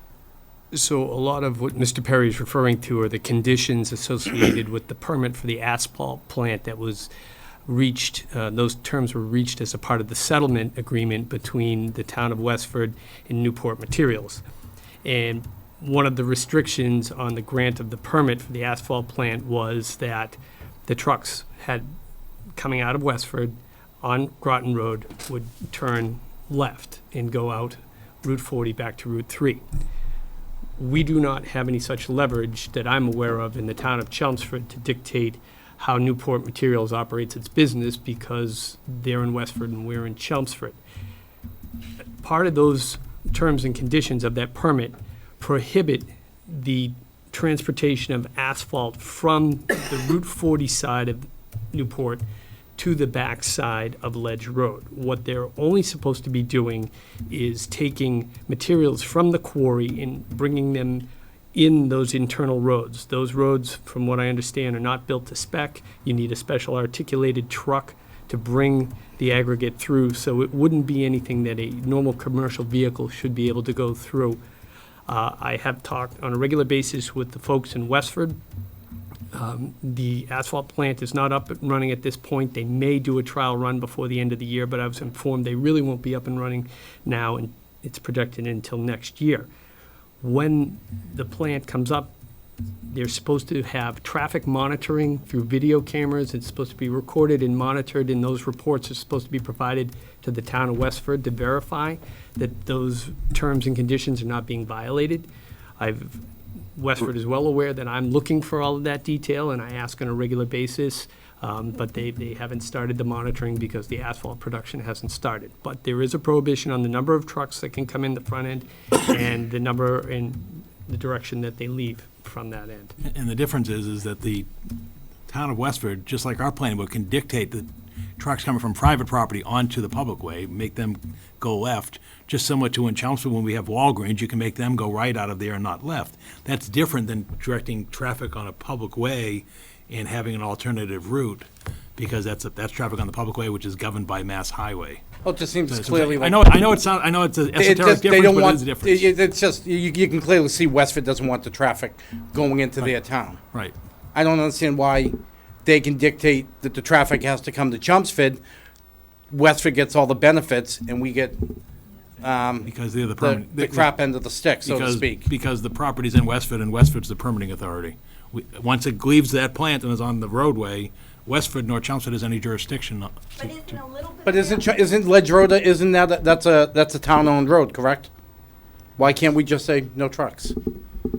Because they go to Westford. That's who's getting all the benefits. They're collecting all the tax dollars. Talk about the deeded rights they have, Michael. On top of that, I know the land that they're going on is owned by Mrs. Benowski and the Gilmets, and that's another issue. Well, that's an issue, again, I had mentioned earlier, the board may want to consult with town council, but I have spoken with Mrs. Bujnowski several times, and that would be a personal matter between her and the quarries up there. But my understanding was, prior to the sale, the Lemessuriers acquired certain rights or reaffirmed their rights to travel from the location at the top of the hill from Westford down across that property to Ledge Road. There is a combination of ownership that all meets at one point out there, and it's my understanding that there was an agreement made to give control or at least permission for the Lemessuriers to continue over that road, and then they later on sold the property with those rights to Newport. There'll be the owners of the property up there. There's Graves, Newport, Lemessuriers, and I believe Fletcher still maintain a presence up there. And they will tell you when you speak to them that they've been coming down that road for well over 60, 70 years, if not more. That when Route 3 was constructed, it was a specific overpass built so that they could continually access that road. And they're relying on the fact that they've been there a lot longer than anybody else, and they're driving down that road, and they also believe they have legal rights to drive down that road. So they're not willing to give it up anytime soon. And that's what I've gleaned from my conversations with them. So if somebody feels that they're trespassing across their property, they're driving across somebody's yard to get out, that's a problem. I mean, that's an issue that they should probably consult their own attorney about. I just think it's unfortunate that we get all the crap end and, you know, my wife's been at the bus stop and, I mean, I get pictures of 4 dump trucks trying to get off the street, 3 trying to come on, a triaxle trailer trying to take a right, and a pickup truck parked in front of my wife, and there's 10 kids at the bus stop. It's just, it's not fair to any of us that live down there. It's just, it's unsafe. I mean, you can't let your kids, I mean, they can go out in the yard, but, I mean, with that amount of people coming down the road, you don't know who's in the trucks. It's a crazy world today, and it's, I mean, you can't let your kid, it's bad enough the bus can't come down the road, so we have to drive our kids to the end of the street, which is no big deal. But the kids, you know, they can't walk to a half mile down the street to the bus, because you don't know who's coming and going down your road now, and it's just not fair to any of us for our quality of life down there. Thank you.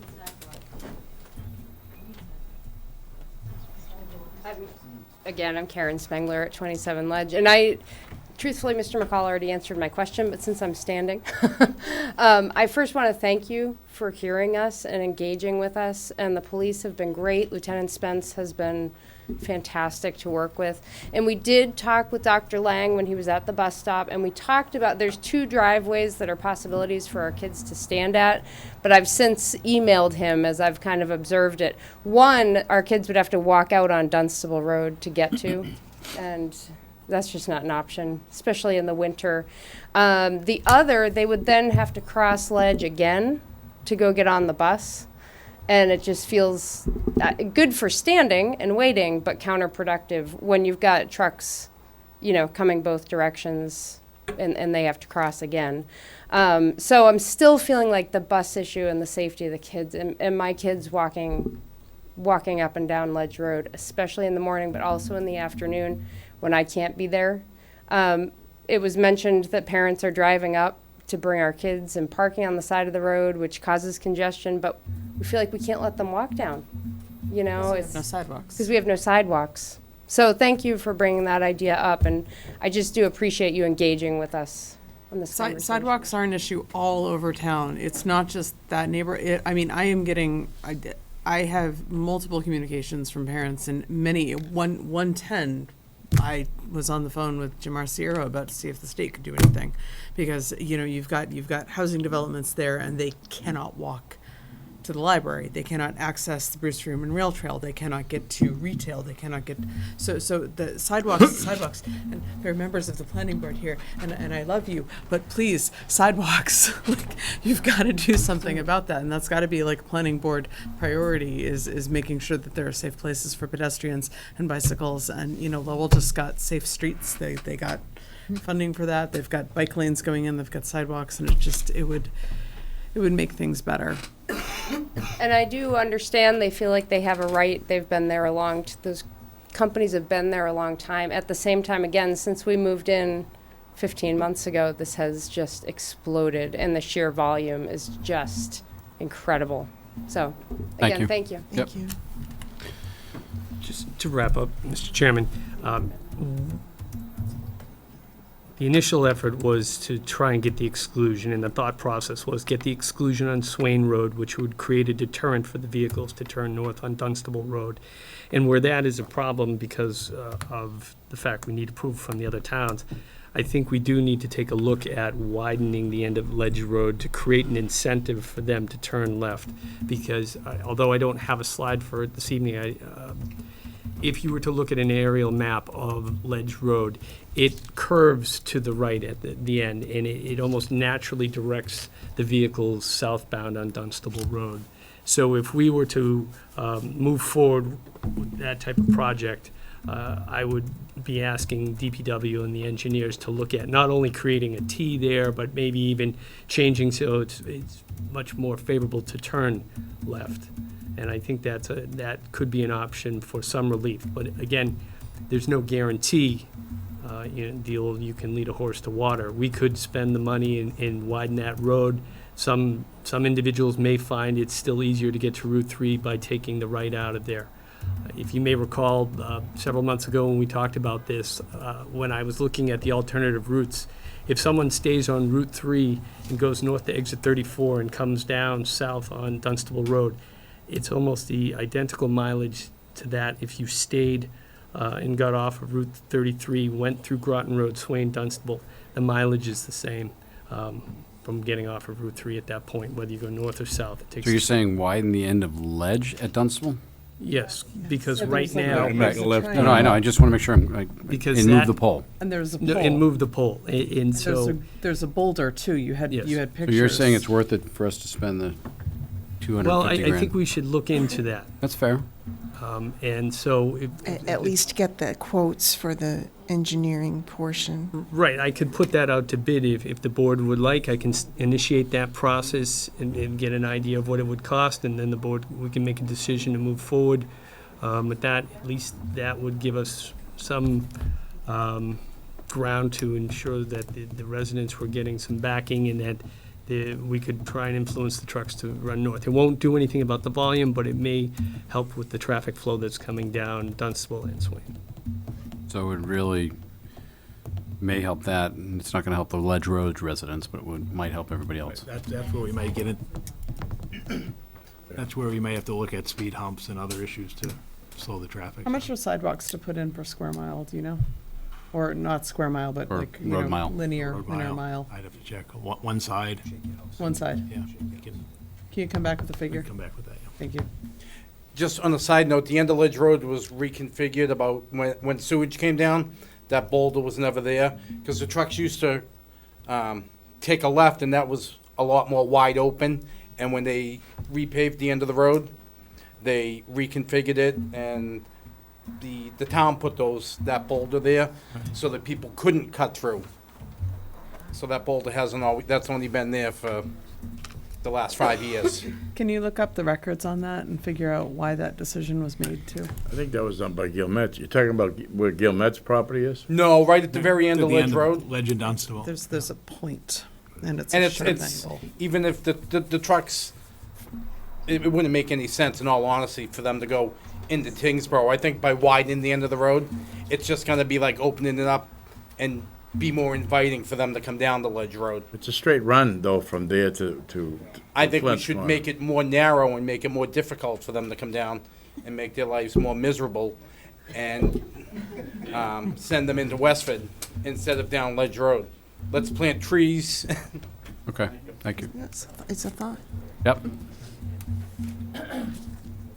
Yeah, if we widened Ledge Road at the end to make it easier for the trucks to make a left, why couldn't we put truck exclusion on both ends of Swain Road?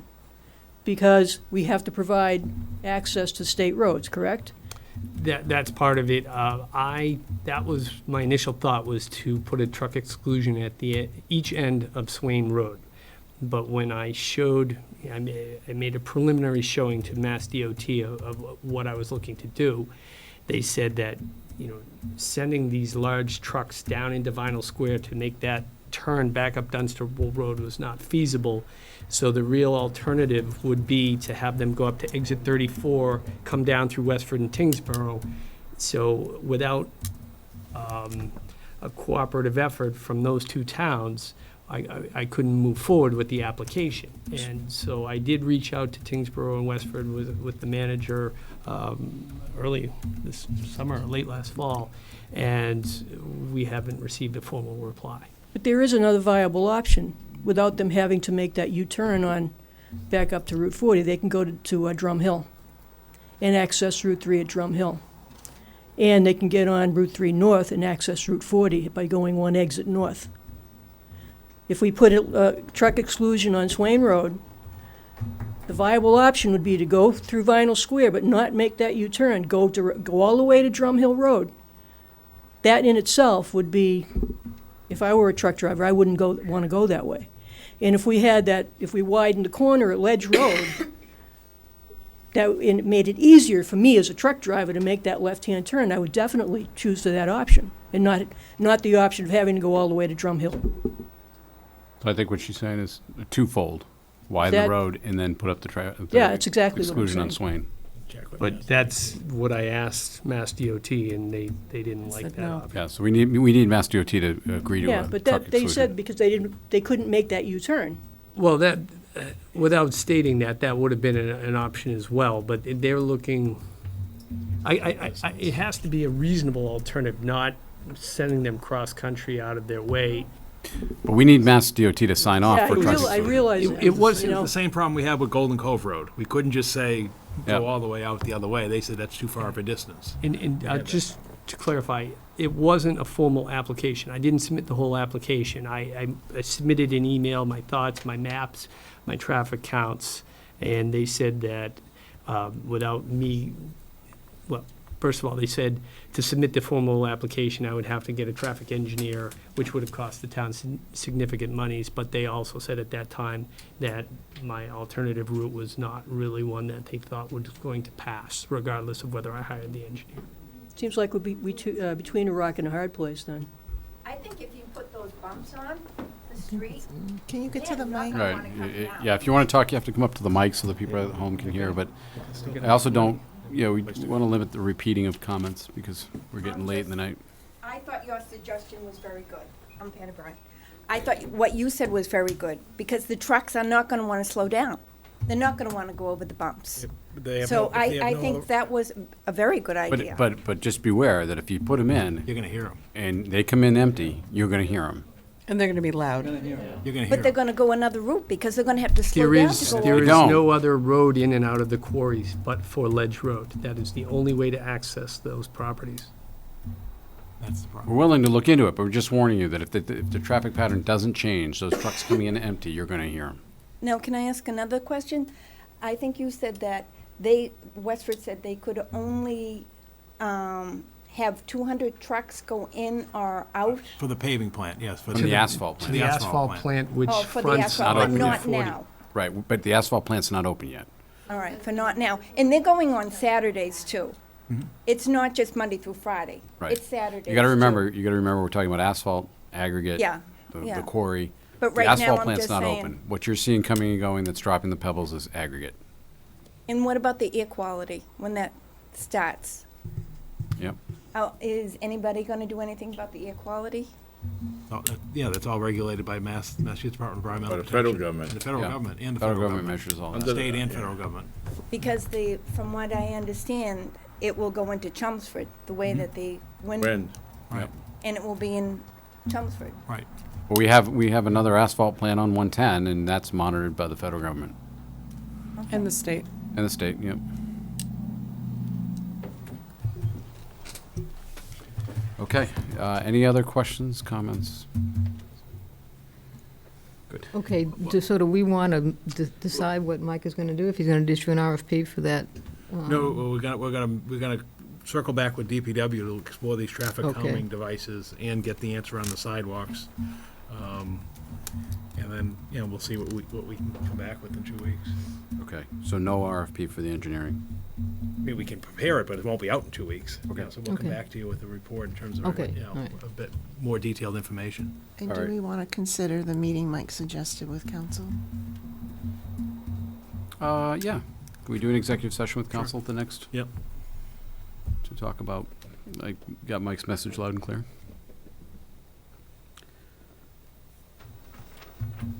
And if that's it, do you Why now? don't we just have, since we're on the traffic, why don't we go with Carlton and Sprague, because they actually can show you that something can get done. Sure.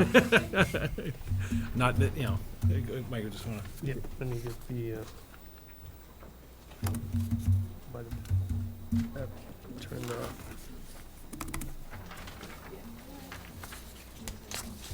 You just log in. Thank you. Thank you. Thanks for coming out. I just couldn't remember the page. Nobody wanted to stay for my presentation. Sorry, Darlene. No one cares about 9 numbers. I feel bad. Well, we're gonna have Mike do his first. Hold on I one know how second. to enter your. Oh, just hang on one second, Nellie, Oh, just gonna do sorry. Carlton Sprague. We're gonna finish all the traffic things. Oh, sorry. For Darlene. You're talking about something good. I know. It's been for a Hallmark card. The Thank last you. couple of years, similar to the issue on Ledge Road, The residents along Brick Kiln Road had contacted our office on numerous occasions, concerned about the trucks that were overshooting UPS, both on Brick Kiln Road as well as on Route 3A, and using Carlton and Spriggs as cut-throughs or turnarounds, especially during peak holiday and shipping times of the year, Thanksgiving, Christmas, and so on and so forth. So the residents out there had asked if we would look into a heavy commercial vehicle exclusion out there. Again, with the help of the Chelmsford Police Department and Lieutenant Spence, we did some traffic counts and we did some monitoring. And at the time, we had some truck traffic, but it didn't appear at the time to rise to the level that would satisfy Mass DOT. To one of the residents' points earlier, Bill Ricca went and changed the speed limit on one of their streets that abutted Brick Kiln Road, as well as put in some traffic calming devices recently, which increased the amount of truck traffic that was coming on Carlton and Sprague. So I revisited this issue earlier this summer with Mass DOT and made an argument to them that because of the traffic calming measures and other controls implemented by Bill Ricca, the trucks that were avoiding using their cut-through streets were now using Carlton and Sprague as a regular cut-through.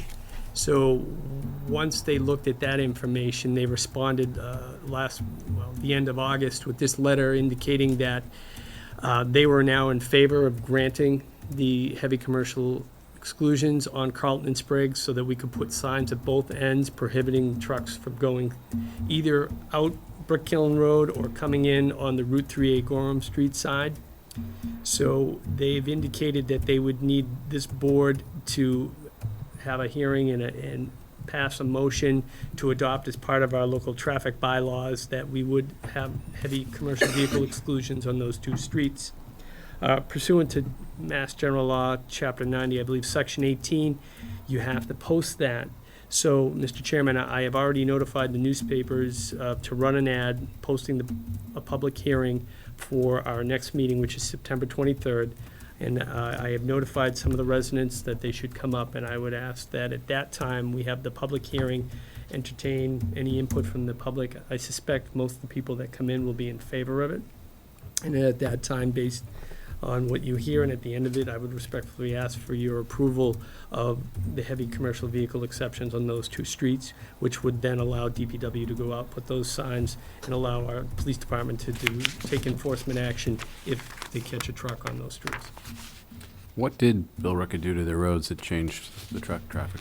Two things that they did primarily, as the chief, you may know, came out the other year, you're allowed to change the speed limit in the town.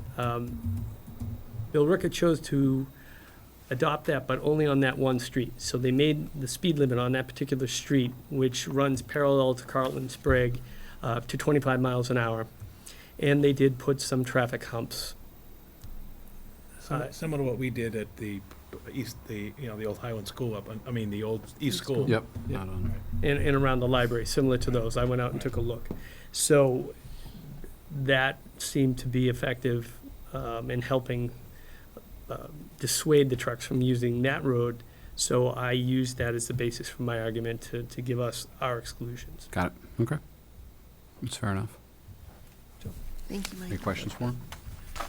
Okay, so we'll put that hearing on for your next meeting. Thank and you, then, Michael, while you're there, before delegates, we want to just finish the thing with the honor roll for people, just so that we can just be done. But that was sort of another citizen thing, yeah. The veteran honor roll, which was in today's newspaper and also on the radio. Mr. Chairman, as you well know, Mrs. Donovan showed up at our last meeting and made two inquiries, one relative to the location of the Veterans Honor Roll that at one time was located on the front lawn of what is now known as the Old Town Hall or the Chelmsford Center for the Arts, and an inquiry relative to the location of the flags that once used to be on the sidewalks surrounding Central Square on certain holidays. After our last meeting, I did some looking around in some of these buildings and talked to DPW, some of the staff members, as well as committee members and our veterans agent. Fred Miriam, I have to give him a fair amount of credit because he was instrumental in giving me some documents which led me to some of the older town meeting reports. Fred gave me the picture that was used in the Lowell Sun today, and he gave me some documents from the Historical Commission about the new monument, which is located on the Common.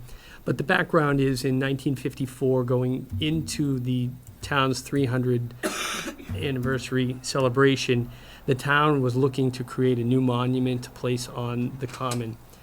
So there was a vote at the Springtown meeting in 1954 to remove the Veterans Honor Roll, which is the one that Ms. Donovan was inquiring about. And there was a subsequent article which funded the creation of the new monument on the Common. And that was dedicated in Memorial Day of 1955. There was an article that I also found that indicated that that monument was to be dedicated to the dead of all wars, although those words were not, they did not ultimately make it onto the front of the monument, and that there was also a notation that when they looked at the costs of putting all the names from the honor roll to the new monument, it was going to be closer to $10,000, which was $8,000 more than what town meeting appropriated. I couldn't find any more on the subject matter, but to this date, there are no names inscribed on that. So we can't find what ultimately happened to that. And what I told the newspaper and the radio that came to town today was that assuming we could find the youngest DPW worker from 1955, if they were about 18, 20 years old, they'd be about 85 years old today. And if we could find that person, I'm not sure if they could recall where that ultimately ended up. But segueing to my next piece, the people that were responsible for all of our veterans issues over the years, including Walter Hedlund, who was on the celebrations committee. I know, Walter being a decorated veteran himself, I trust that the people that were handling these issues years ago had the utmost respect for our veterans and would have disposed of these properly, given the town's commitment to the veterans and their legacy as displayed at Veterans Memorial Park, the way we handle our parades and all our other celebrations. And to that end, speaking to Joe Erickson, who's my age, who's worked in DPW for quite a long time, he said that when we replaced the sidewalks and put the bricks in approximately 20 years ago, we stopped the tradition of putting the flags in on the Central Square, and that they were under the purview of Walter Hedlund, that last he could recall, in the celebrations committee at the time, and that they used to be stored under the stage here in the town hall. That is currently locked, but I did make some inquiries with some staff that said that the last time they were under there, they were no longer there. There's just soil samples and other materials from planning board, conservation, and so on, but nobody had seen the flags in a good 20 years. So I put together this letter, including some of the photographs and documents that I found, and send them to Ms. Donovan, and I hope that satisfies her quest to find the location of these items. We may never know what actually happened, but again, I trust that they were disposed in an honorable fashion and paying tribute to the legacy of those who served. Thank you. Now, Dow.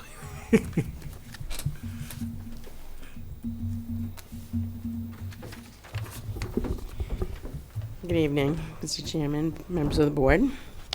I'm not going to talk about trucks, cars, any vehicles at all. We're going to talk about fiscal 19. We did really well. Ended the year favorably. What's up on the panel right now is the expenditures. We can first talk about expenditures. This year we had turnbacks of about $1.3 million of expenditures from departments. The biggest department that we had to turn back in was actually the fire department. We're going to really look at their budget.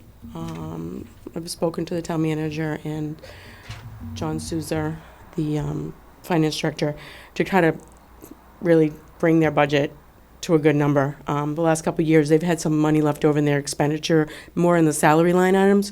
We're trying to figure out why that is. So we're going to really delve down into their salary line item and see, because he was actually turned back about $600,000 worth of unexpended salaries. So we're really just going to look at his budget for the next upcoming year. But that's where a lot of this came from. The other departments were just small amounts. Under DPW, we did turn back expenses of about almost $60,000. That's out of solid waste because of our tonnage was down. So we actually had some money saved in the expenditure line item with our carriers from the trash on that. So that's where that savings came in from. So they're just minimal amounts that we usually see in the return. So that bottom line of that $1.3 million becomes part of really where the free cash, it's going to be part of our free cash, because that's money that we did not spend. It hits your undesignated fund balance, which the Department of Revenue looks at as unexpended monies. That's going to be part of your free cash.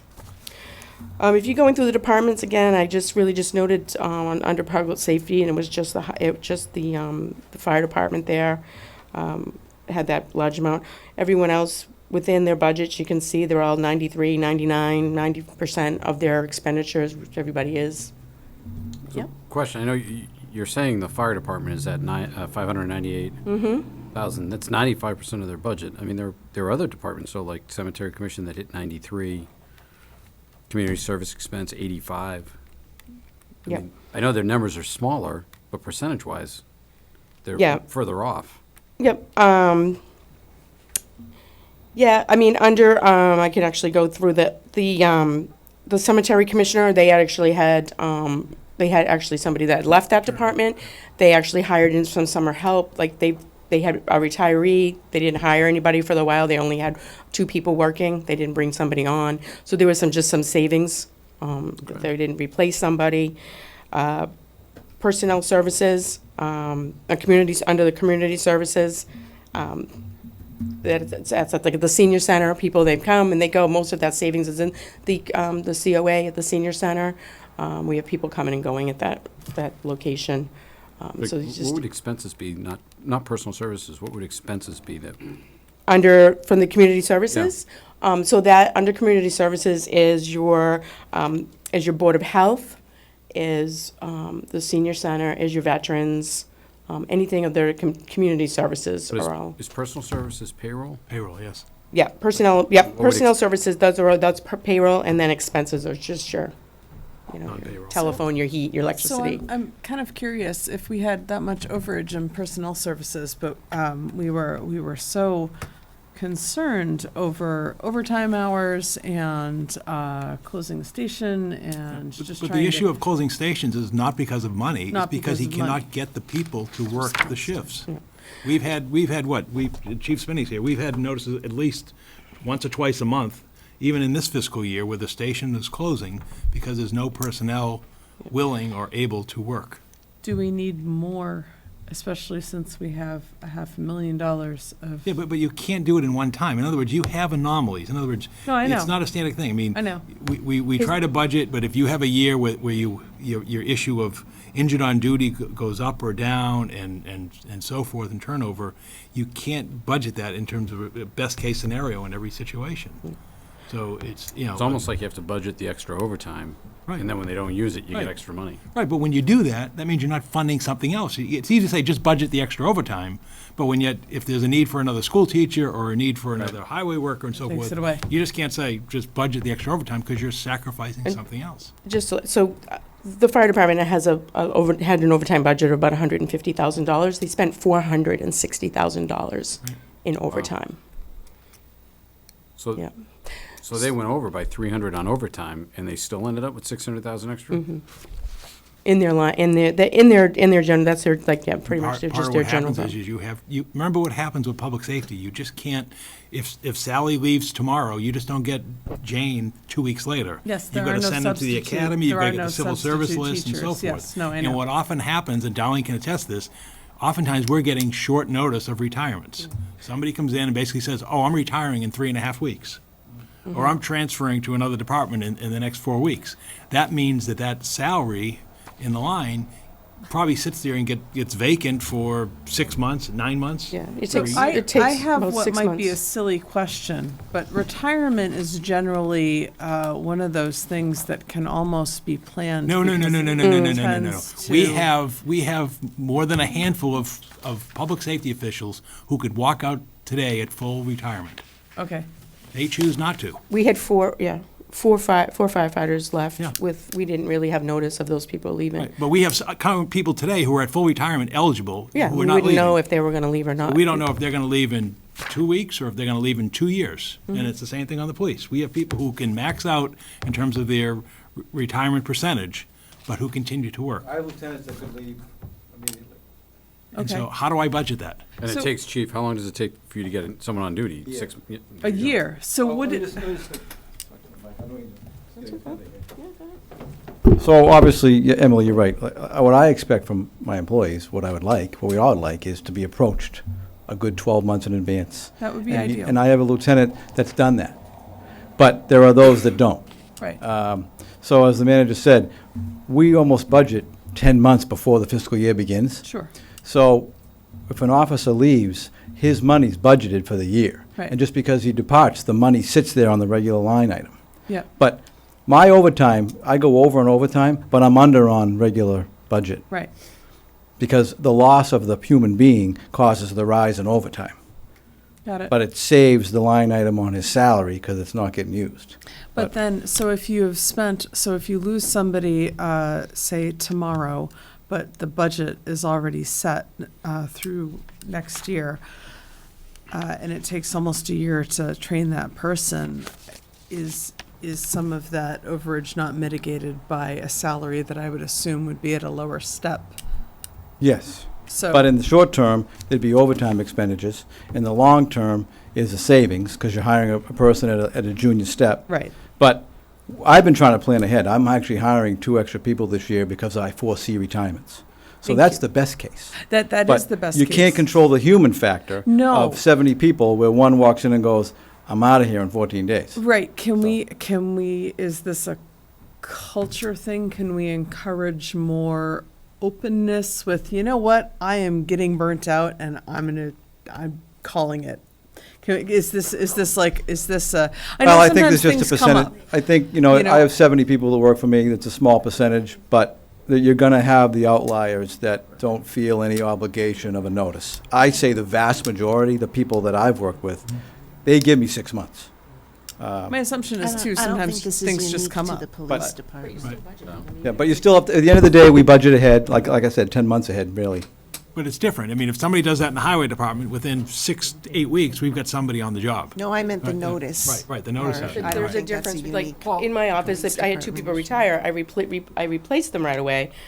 That doesn't happen in public safety where it takes almost a year to get somebody in an Yes. academy and out. Just as a side note, I don't mean to cut you off, but would moving away from civil service help that issue?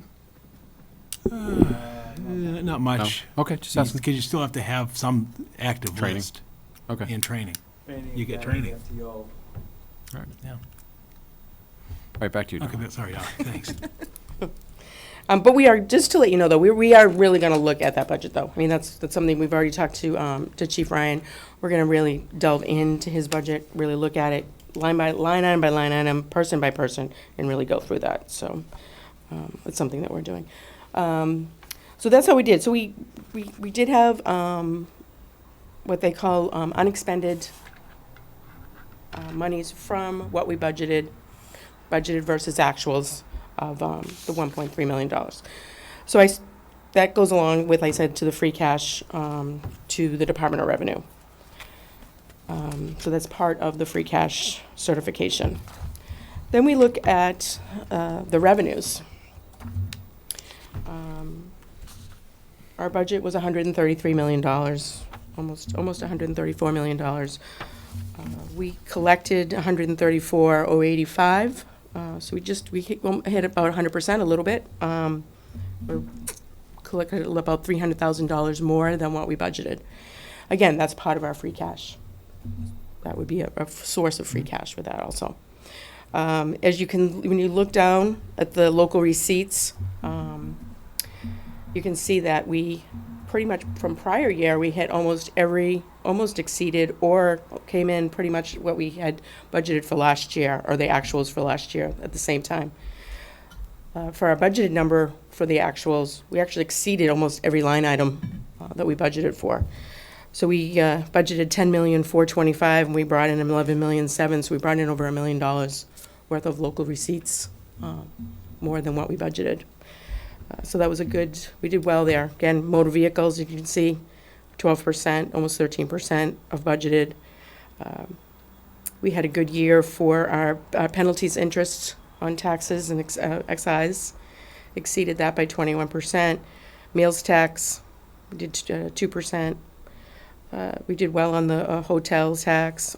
Almost all of them, all the way down. If you look at, we did really well this year on the investment line item, which was nice to see. It was a line item in the last few years. The investment line item, actually, I think 2 years ago, was actually in the negative. So this year, the investments are doing much better. Which item is that? What number is that? Investment. You're down to 14, line 14. So we actually were at like 34% of we budgeted $250,000 and $585,000 of interest investments.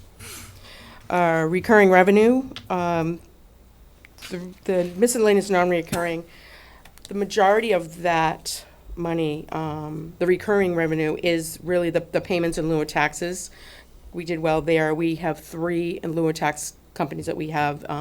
We get money from Chelmsford Woods, Harvard Vanguard, and Blue Wave, which is the solar company that we have a payment in lieu of taxes with. So we've got that, and we did better on the SRECs than I actually thought we were going to do. We didn't do very well last year, and I was still thinking we weren't going to do well this year, but did a little bit more on the solar SRECs receivables.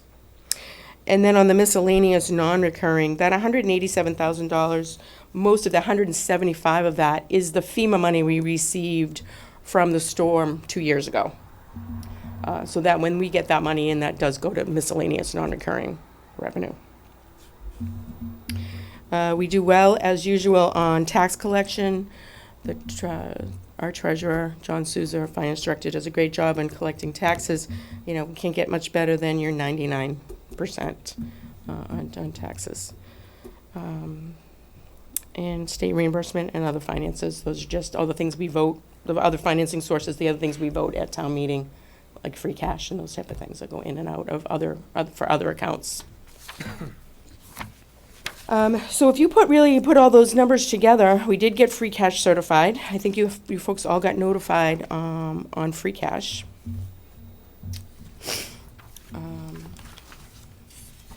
And they certified our free cash for the 1.7. 0.76. 776. I have all the other ones, and I lost my. Yep. 1.76, 238. That's about 1.3% of our budget, which isn't really a lot. I did do a couple comparisons just to let you know. I actually checked in with some other towns that have already been certified that we always compare ourselves to. Franklin had their certification done, and they were at, just to let you know, let me find it here. So their budget's $138 million. They had a free cash of 3.7. So they're about 2.6%. And Tewksbury had theirs done at, their budget's $139 million, and they had 4.2 million, which is 3% of their budget. So I know some people think when they hear my numbers, when they're 1.5, 1.7, that, are we budgeting properly? Why do we have all this extra money? There's a lot of towns out there, our compatible communities, that have much higher free cash numbers than we do. Doesn't mean we're budgeting any differently. It's just the way it is. We're all AA+ communities. Just to let you know, which I was happy to see, that when we have our meetings with our bond rating agencies, Standard & Poor's always asks us, what is our undesignated fund balance? And if your undesignated fund balance goes down from one year to the next, they don't like to see that. They don't want to hear that. I'm happy to report that this year our undesignated balance went from I just want to make sure I say this properly, that we went up by $1.5 million. So we started at our undesignated fund balance was 2,024,024, and we ended at 3.5. When we go this year again in the spring and do our call with the bond rating agency, and we tell them that our undesignated fund balance increased by $1.5 million, they're going to be happy to see that. We've been told by the bond rating agencies that if we continue to increase that undesignated fund balance, that could be where you might get an increase in your bond ratings. They kind of look at that a little bit as being more, keeping stable, financially Go from stable. double A to triple A, or double A plus to, Yeah, we're double A plus right now, yeah. was the next one above that triple A? It's a triple A, yeah. So yeah, we're pretty much 1.3% of our annual budget for the free cash. The other free cash certifications that we have are all of the enterprise funds. So the sewer enterprise fund was certified at $1,935,605. That's only an increase of $23,141 from prior year. We haven't had any rate increases in the sewer. They're just pretty much maintaining. So that's just a small little increase from their undesignated fund balance for their free cash. The golf course enterprise had a $152,063 certification. That was a $32,000 increase from the prior year. Basically, that was just, they really didn't have any big projects going on there. They are going to be doing that project, I guess, in the spring. Is that? It's underway right now. They're doing it now? Oh, they have to do it in the fall. That's correct. Ninth So they'll be hole. spending some money in that account, but. The PEG Access, our cable, certification of $128,291. That was an increase of about $100,000 with them, so they did fairly well. They didn't have any big projects either. They just kind of stayed within their budget. No big increases. And for the last, Stormwater. Stormwater now has a.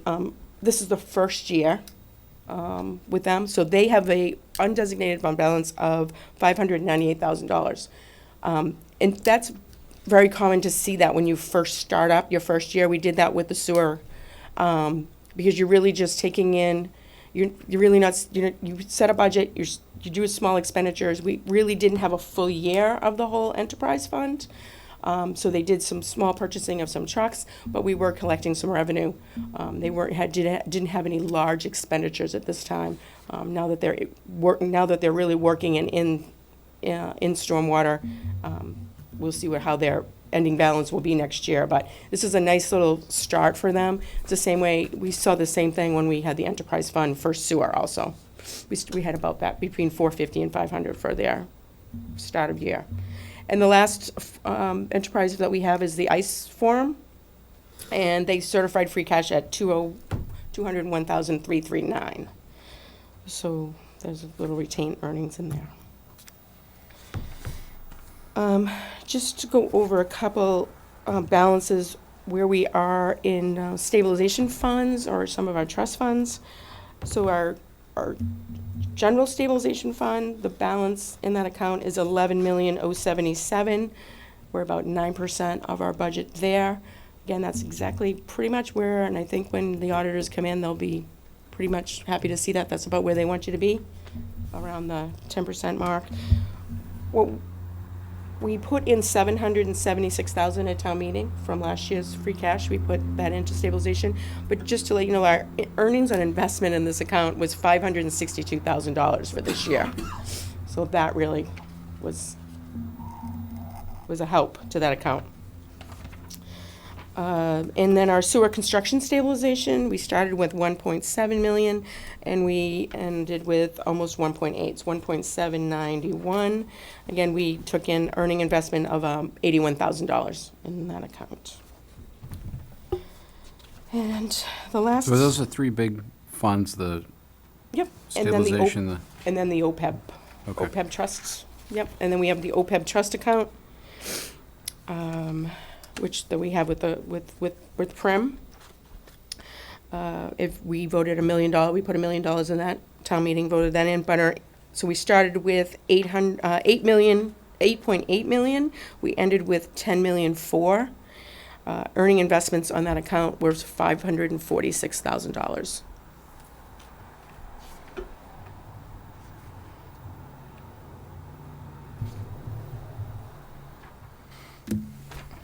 So that account is growing. The auditors are here in-house. They started today. So they're here doing the fiscal year and audit.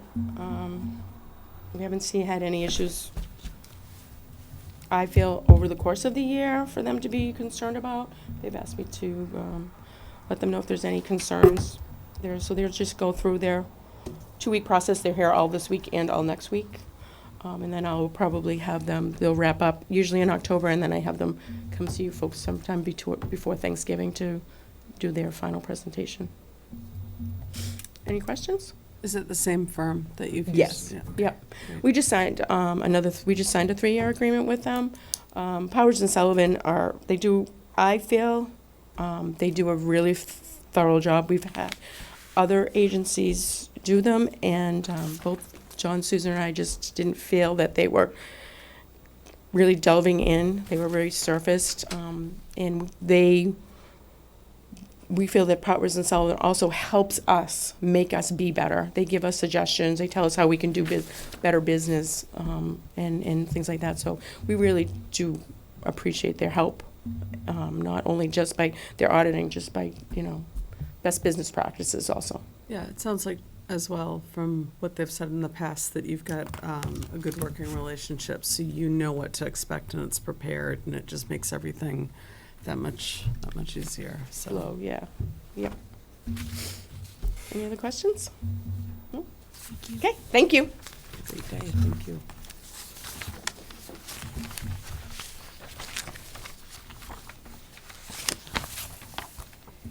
All right.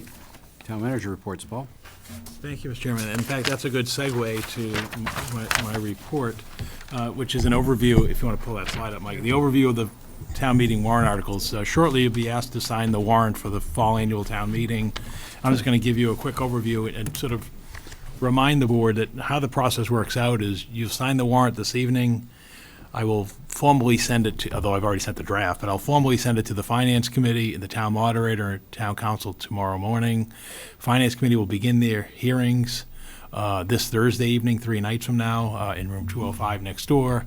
They really need to get their book out at the end of this month. Town meeting's the 21st. They'll get their book out at the beginning of October so that residents have, and town meeting reps have a couple of weeks before the town meeting to review the materials. I just want to explain to folks that I've come to you, as you know, in past with drafts of this warrant this evening, 2 drafts over the summer, and explained to you I'd be coming back this evening. And so, yes, there was definitely variations in the numbering of the articles and in the numbers because it was a document in process. But I want to assure the board, and what will happen is the booklet will be printed, and it will have the text of the articles, and those numbers will be, the basis of what will be acted upon town meeting. I mean, despite what you heard earlier this evening, the planning board has advertised and is holding public hearings on the warrant articles in accordance with the state law because, as many may be aware of, the actions at town meeting are all reviewed by the state.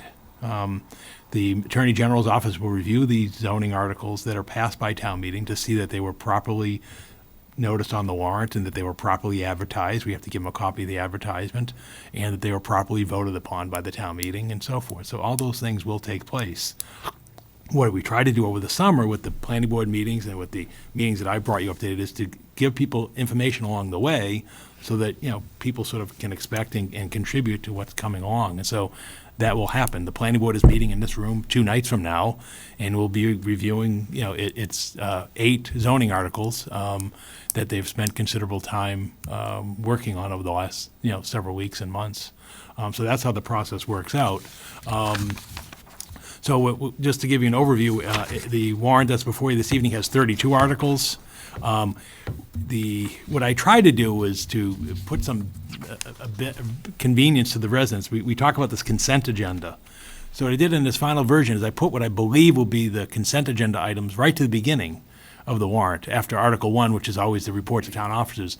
And they're all what we call business-keeping articles, rescinding remaining appropriations from other actions taken in prior town meetings, as well as, nominal things like the cemetery improvement fund and the wonderful $7,800 we get from the Commonwealth Transportation Infrastructure for the 10 cent per Uber and Lyft rides and so forth.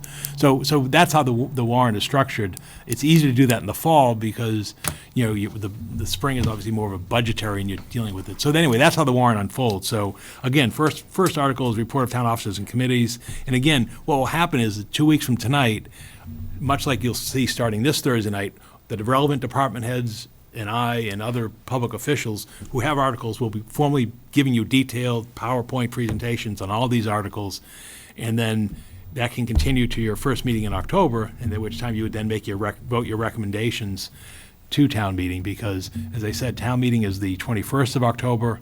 The Monday before that is Columbus Day. The Monday prior to that, the 7th, is your first meeting in October, and then again, your next meeting, which is the 2 weeks between then and now, is the 23rd. So again, we'll make the presentations to you 2 weeks from now, the in-depth presentations.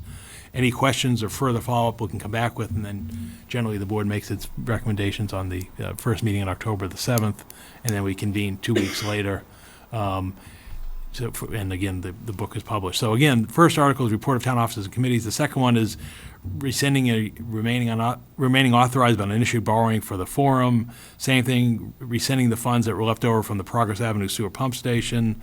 Rescinding the appropriations from 4 community preservation fund projects. And again, we say rescind them, the monies go back to the Community Preservation Fund in that case, or the Sewer Capital Fund and so forth.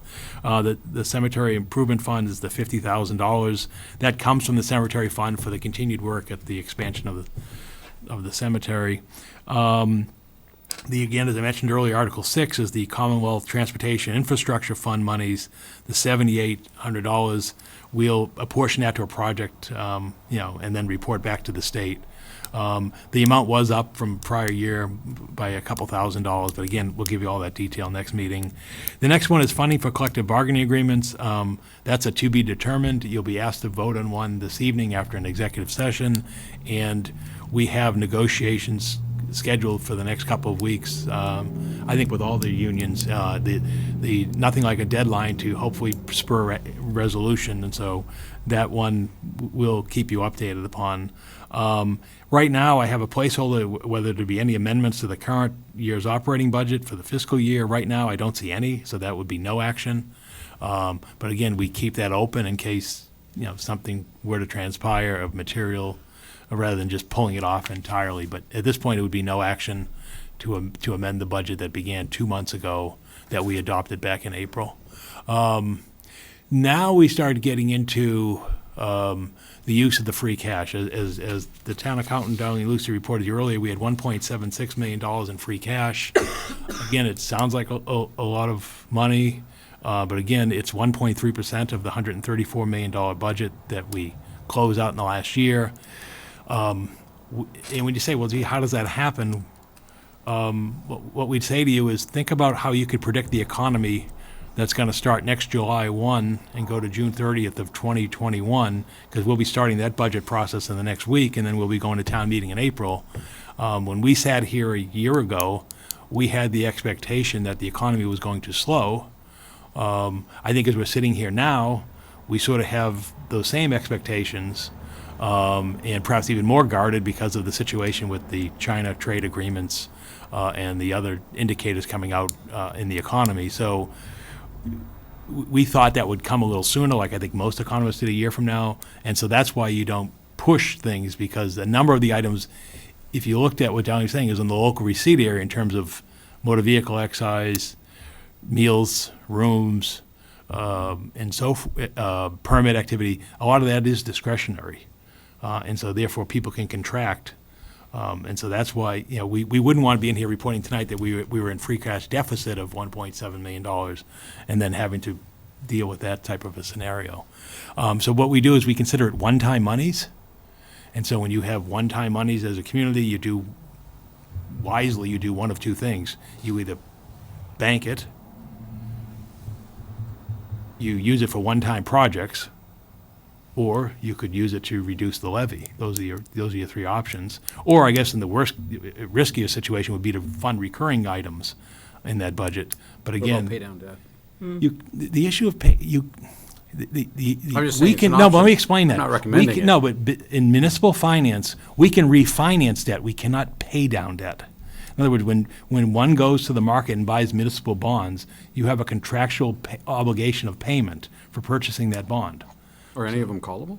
A number of them are callable, and we've done callable bonds, and you remember we did one of those back 6 months ago. We're at this point in time with our financial advisors, we're not aware of any callable items ahead of us at this point in time. Okay. Can we reduce the OPEB burden on my grandchildren? Well, we can put money into the OPEB trust fund.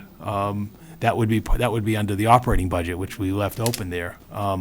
What I propose to do is to, and I tend to be a nuts and bolts infrastructure type of person, meaning they're not going to have a ribbon cutting for repaving the school driveway, but yet it needs to be done. And so, and the same thing, we've got projects that have to take place, but also even as we know, the South Row School roof and so forth. So let me just get into it. The first item of that 1.76 million, 400,000 of that rightfully goes to the sewer construction stabilization fund. And the reason for that, as we explained at every fall town meeting when this comes up, is under state law, we cannot directly earmark those monies. So the money that earns an interest on the sewer construction stabilization fund that Darlene mentioned to you earlier, that money, rightfully was earned on those monies, so we have to vote it at town meeting. So that, therefore, there's a $384,996 number that the finance director reviewed and audited and calculated in terms of that amount. So really, that 1.76 number is really now closer to 1.36 because that money rightfully belongs in the sewer construction stabilization fund. So that's what we'll do under Article 9. We'll deposit those monies because, again, that's the financial plan for paying off the sewer debt. Because if you recall how the sewer debt project was funded townwide, the first parts were property tax exemptions and projects. The latter phases were the $1.05 surcharge on the sewer rate in order to pay off the loans on the sewer project. So that's what that is. So those monies, if they don't go there, you're going to have a shortfall years ahead in terms of funding the payout on the sewer construction loans across the community. The next item, Article 10, as we know, is the South Row Elementary School roof repair, the portion of the roof that needs to be replaced, which we've been invited to participate in the state accelerated Massachusetts School Building Authority accelerated repair program for $400,000 is our estimated project cost. We have to appropriate that money up front. Upon completion of the project, the state will reimburse us roughly 50%.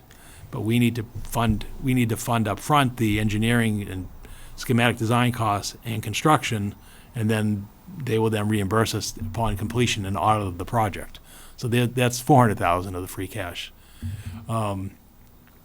The next item is the fire department.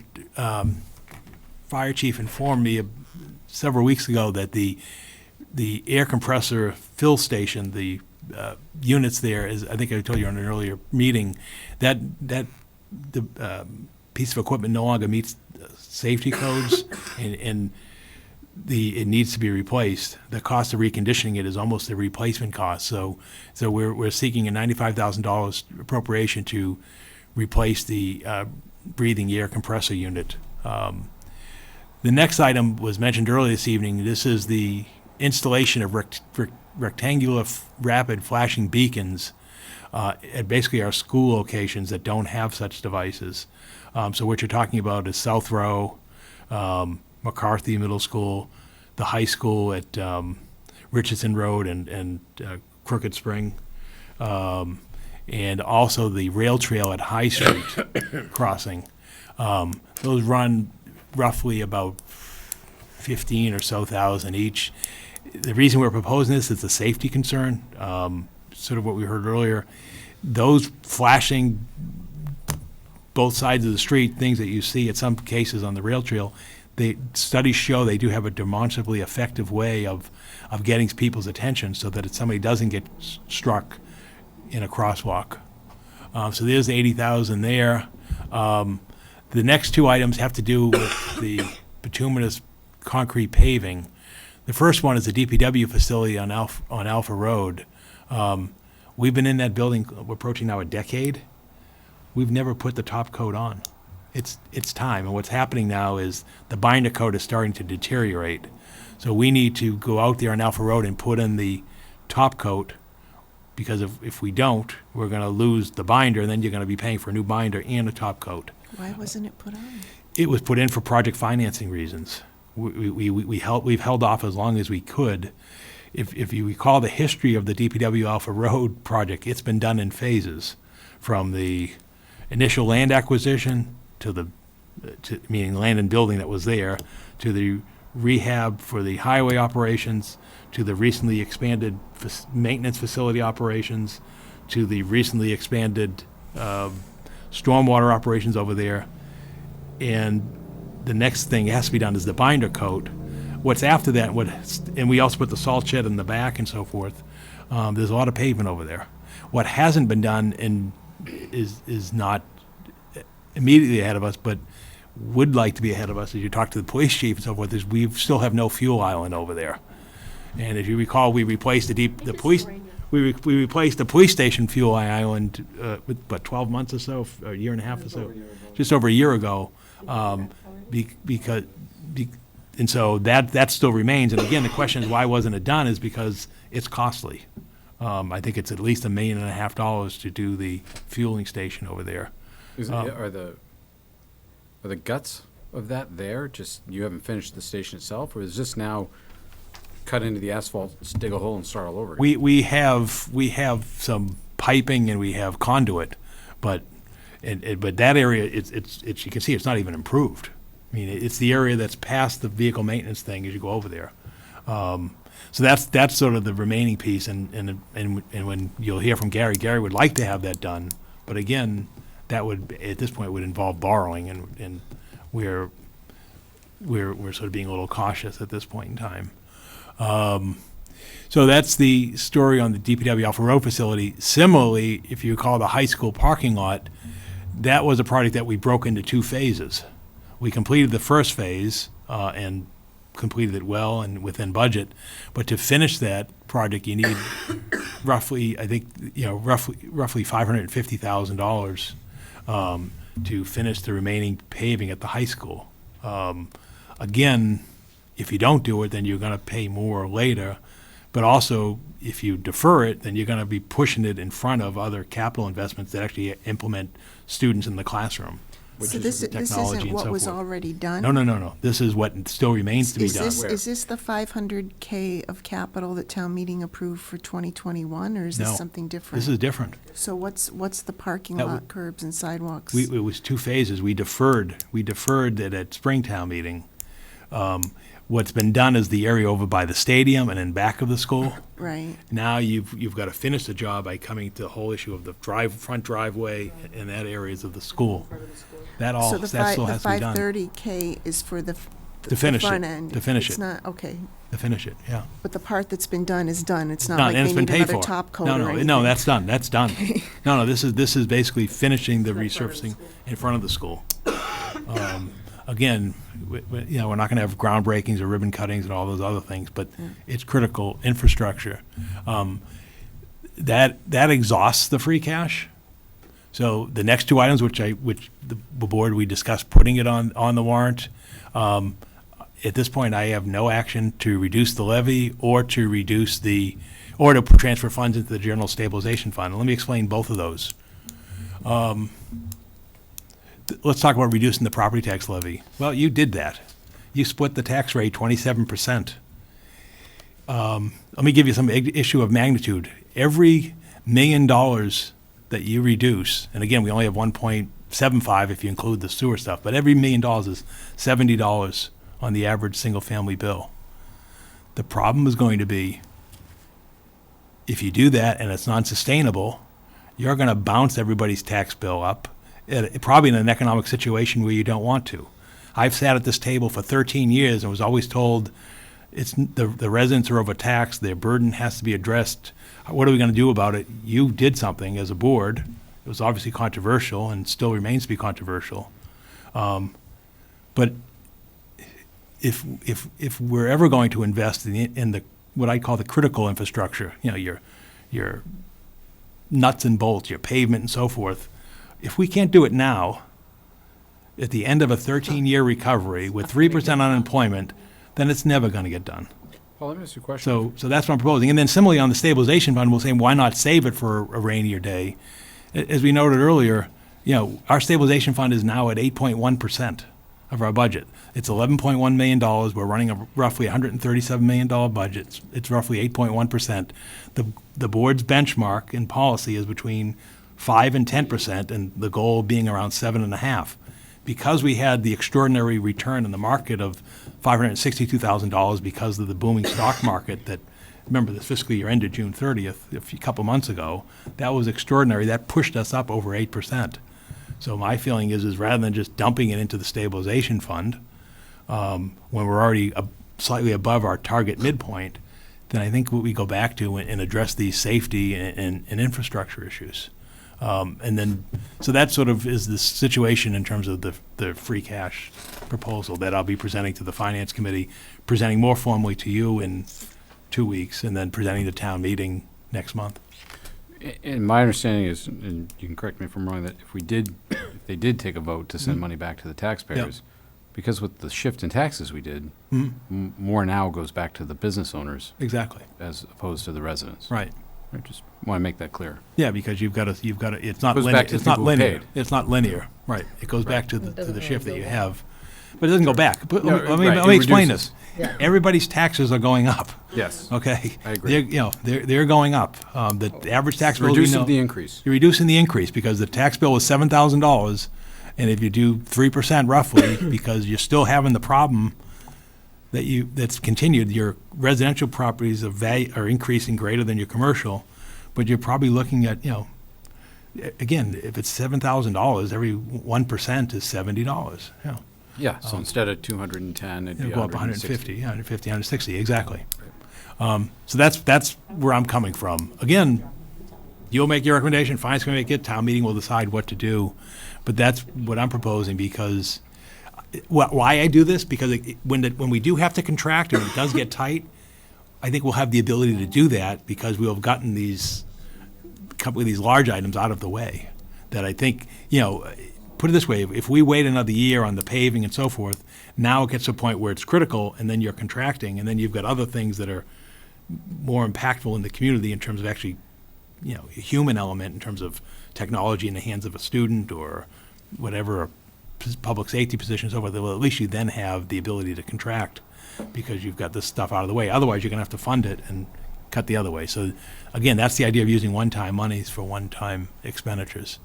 So that's the issue on that. You now transition on the warrant into the Community Preservation Fund.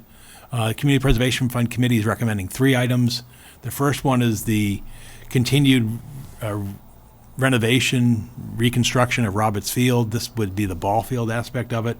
You recall the whole plan was to flip the ball fields to the back of the field as part of the master plan. That's roughly $214,200. The next one is for $60,000 for planning and design of a pedestrian bridge across the brook here in the center.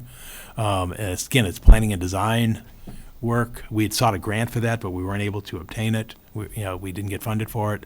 And then the final one is a building facade program in the town center, Vinyl Square, for $100,000.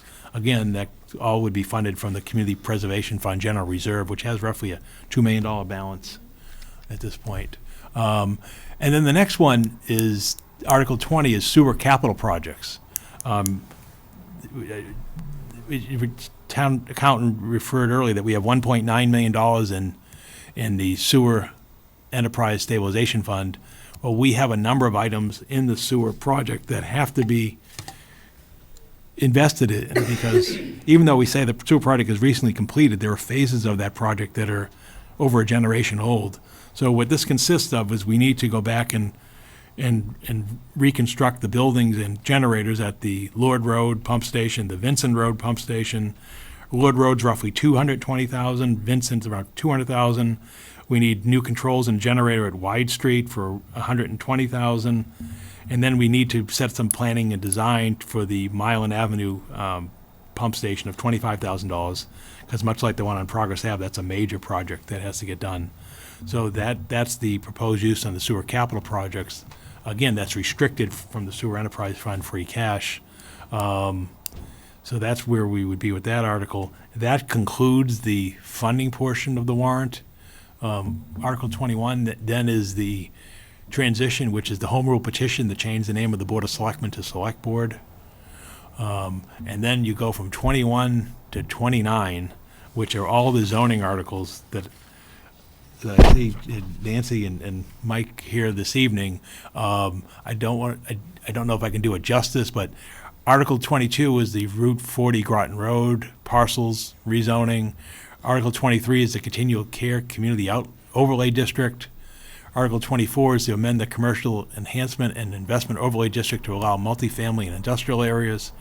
Article 25 is addressing pre-existing non-conforming single and two-family residential lots. Article 26 are minor updates to the cluster open space zoning bylaw. Article 27 is the historical preservation and reuse zoning bylaw proposal. Then Article 28 is to eliminate the sign advisory committee. The rationale behind that is most of the issues with signs have long since been transferred to the planning board, and this advisory committee to the zoning board of appeals roughly is not only doesn't have a quorum, but it also hasn't had purpose to meet. And then the last one is the zoning article having to do with real lots.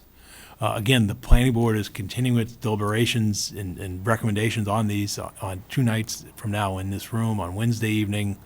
From there, we then have 3 final articles. One is to adopt the provision of state law that provides a total real estate tax exemption for parents and guardians of deceased active service members. We believe there may be 2 or 3 people who would qualify under this. So you're talking probably a $15,000 impact. So it's not material in terms of financial, but it's material in terms of the efforts of the town.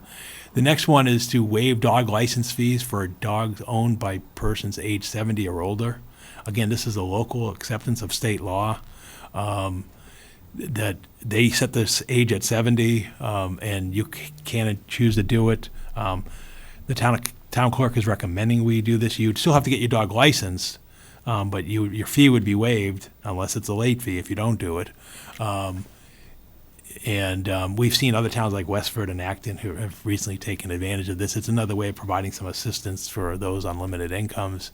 And then the final one is the return of the retail use of single-use plastic checkout bag prohibition from the recycling committee. And because thus far the state hasn't enacted a statewide ban, but I think the committee still believes in it and feels that there's now been more experience, and particularly in our immediate area, that they're hoping that a majority of town meeting will support that adoption of a bylaw to restrict the single-use plastic checkout bags. So that's the overview of the warrant. As they said, we'll come in with PowerPoint and such in 2 weeks, but in the meantime, we'll be going to Finance Committee this Thursday, next Thursday. I think the Finance Committee is going to take up the zoning a week from this Thursday, so that the planning board has ample time to complete its own deliberations this Wednesday night and then pull their materials together. So this Thursday night, I'll be presenting the PowerPoint and running through these with department heads. So I wanted to go over this one to alert you and the community, but also give you an idea of what we'll be presenting to the Finance Committee on Thursday evening. So that's sort of the overview of the warrant this evening. Thank you. The other item I have, just to give a quick report, there was a recent incident in the Chiefs here of vandalism at the UMass Lowell West campus. Do you want to talk about, Chief, what happened over there? You want me to do it? Yeah, I feel bad. People sit here, so I want to get them involved. Oh, yeah. Well, I appreciate that. Thanks very much. No, I mean, that's been a problem for years out there. Quite honestly, I'm surprised it hasn't happened more. But there's large buildings out there. Some individuals were able to get inside. There's still exposed wiring to some degree there. I know the fire chief has a lot of concerns. I think it has to be addressed. It can only get worse with the potential for those buildings, something catastrophic for someone to get hurt. There's this concrete that's cracked. Someone could fall, get injured.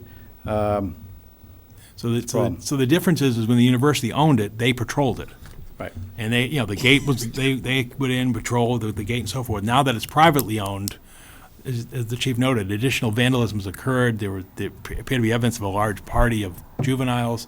So the building commissioner went out there, the fire chief went out there and so forth. They've issued an order to the property owner, and in turn, the property owner notified and the building commissioner and fire chief that they now have a private security firm over there on the property. Yeah, I'm skeptical that will be adequate, But it's something. better. It's better than Any- what it any was. updates on that property?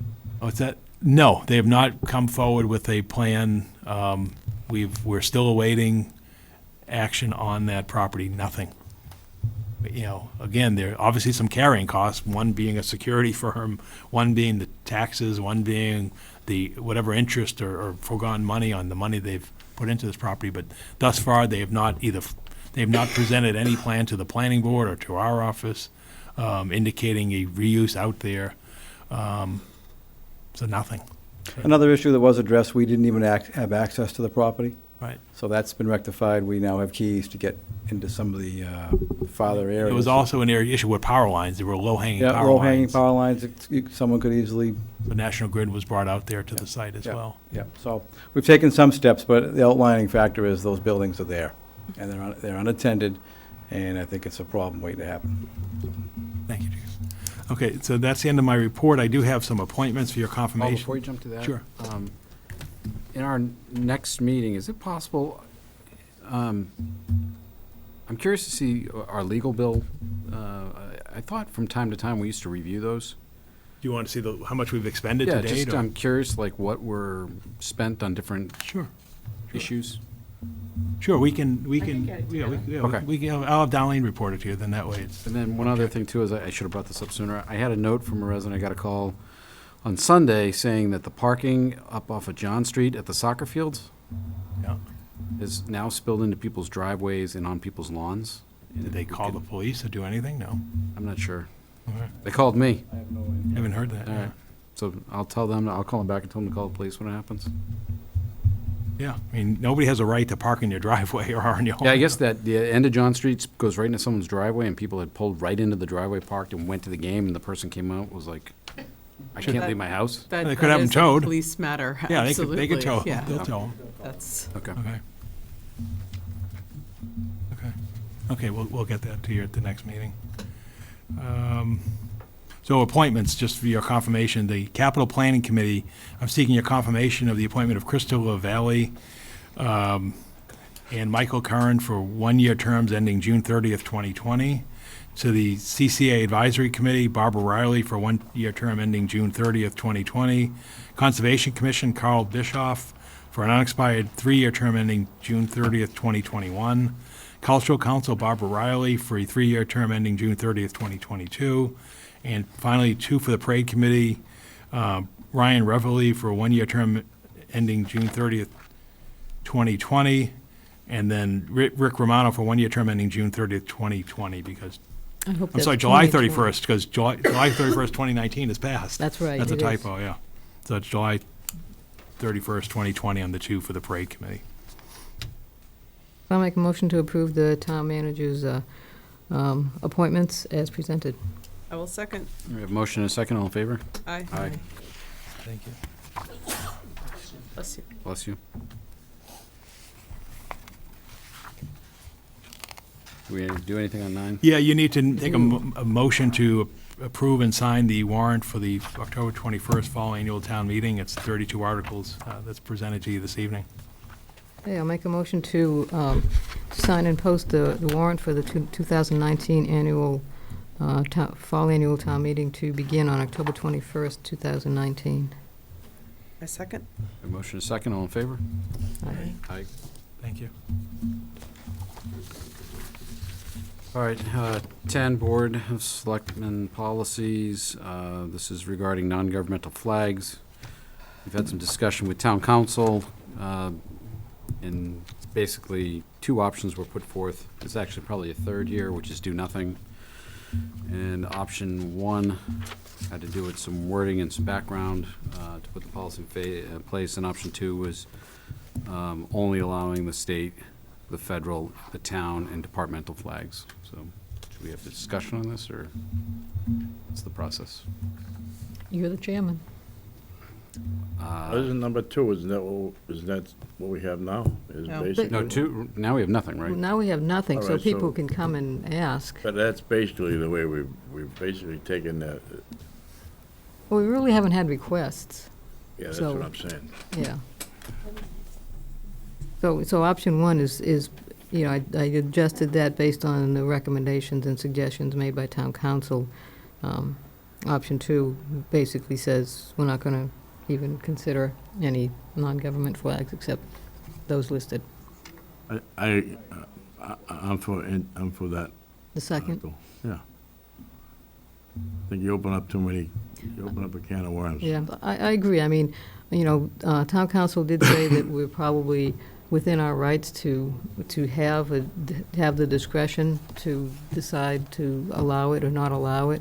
But I think even given that, you still open it up to somebody suing the town, saying that we are being arbitrary and capricious, and even if we're within our rights, we still have to defend ourselves. I would disagree because of the paragraph here. Any other flags to be flown on town property will be by permission of the Board of Selectmen. The board may permit flags acknowledging declarations by the federal government and/or the Commonwealth of Massachusetts. The Board of Selectmen shall not permit non-secular flags to be flown on town property. And that is precisely there to ensure that there is good established reason for flying a flag. When you have the Commonwealth of Massachusetts recognizing an event or a special day or a special month, or the federal government at large recognizing such an event, it supports and reinforces that for our individual community. And so it's not capricious, it's not like random, let's all have a sandwich day. I agree, but I think still, somebody could still sue you and say you are being capricious, and we would have to defend ourselves. I mean, how many lawsuits are we currently embroiled in that are, you know, so somebody can sue us tomorrow That's right, because so they don't like our shoes. That's exactly So right. Well, the problem I have with this, though, is that second paragraph, second sentence, the board may permit. It doesn't say the board can only permit acknowledging declarations by the, if it said that, I'd be fine with it. I'd be better with it. But I you wouldn't be fine can't with it. restrict it to that degree. I mean, I Then think, you're leaving the town ambiguity council in and there. no, because so town council and I went back and forth on this, and I was throwing language at him for hours, just like, how about that? How about that? And so the may allows the legal flexibility in order to choose, and where you have the acknowledging declarations by the federal government and/or the Commonwealth of Massachusetts, that's where you get your base to do things But that on. doesn't say that there. That's what it says. That's what it says. So we're not gonna get National Ham Sandwich Day or Chelmsford's Ham Sandwich Day. I We're don't- going to get, I disagree with, I don't read it that way. It said there's ambiguity. The board That's- may permit. but that's why we had a lawyer do it, and he spent weeks on it. Like literally weeks. And I think well, he's not here, but I'm wondering if we asked him, can you still, well, I know the answer. The question is with number one, can you still get sued? Yeah. Yes. Again, I mean, we could get sued tomorrow because somebody doesn't like our shoes. That's So- true. I understand that, but as someone who's, been put in office to protect the town, I think our goal is to sit here and say, what do we do to most protect the town?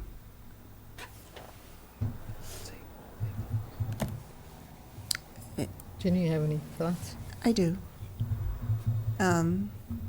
So I went looking at different awareness months, and on any given month, depending on where you look, you can find 5 to 25 things that are that month's awareness. Yes. And they're not all ham sandwiches. They're No, they're not. things that are important to people. I fundamentally don't feel that it's the place of municipal government or our role to make these types of calls. Municipal government is nonpartisan. We're not here to push different social agendas or political agendas. And regardless of my viewpoints on whether I support something or not, I mean, beyond protecting the town from getting sued, I simply just don't feel that that's fundamentally our role here. I don't think it's a role of municipal government to decide month to month what other flags can be flown. I just don't. I mean, I can give you a personal example, Emily, okay? So, and one of those awareness lists is for health.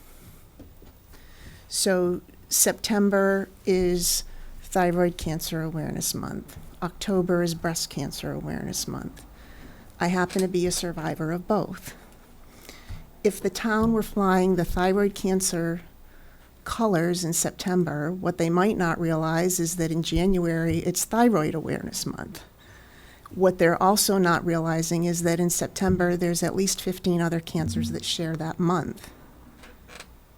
Okay? October is known nationwide, probably worldwide, for wearing pink, but that didn't come about because municipal governments or even state or federal governments started backing awareness of something that's very important. It came from grassroots and people supporting a cause, and I'm just afraid that we're going to start crossing the line of municipal government in an area that we weren't put here to govern.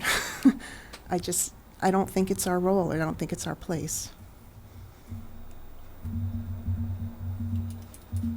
So, and I'm not saying I don't support some of the things that have been brought forward or some of the things that I've heard about. And it doesn't matter whether or not I support them.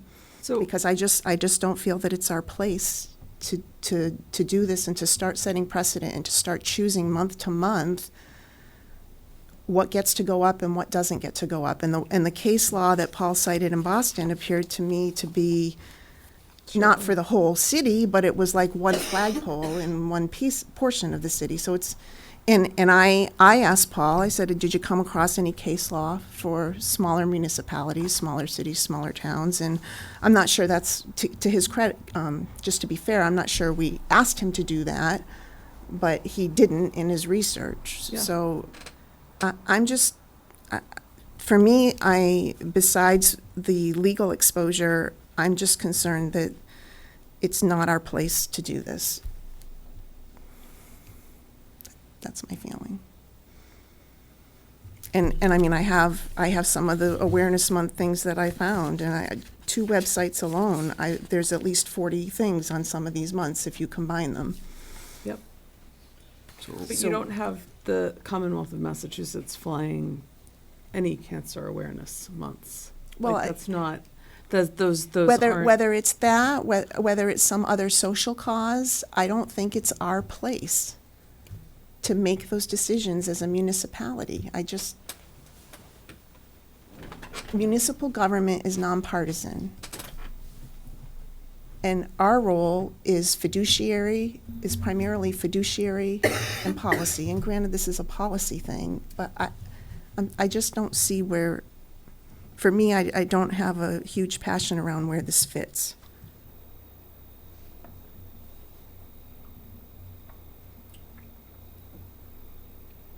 Okay, having heard everyone's comments, I would make a motion. Do you have something else you want to say?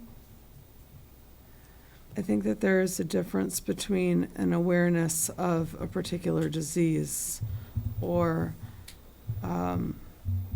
some of these other extremely important things that are meant to raise awareness, and the role that, in particular, this came up around Pride Month, but this is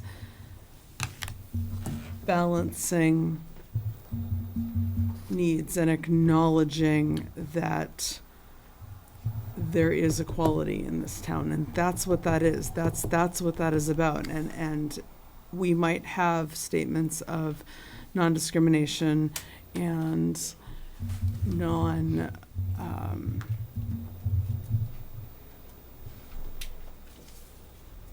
that we don't favor one group over another. But I think that when you have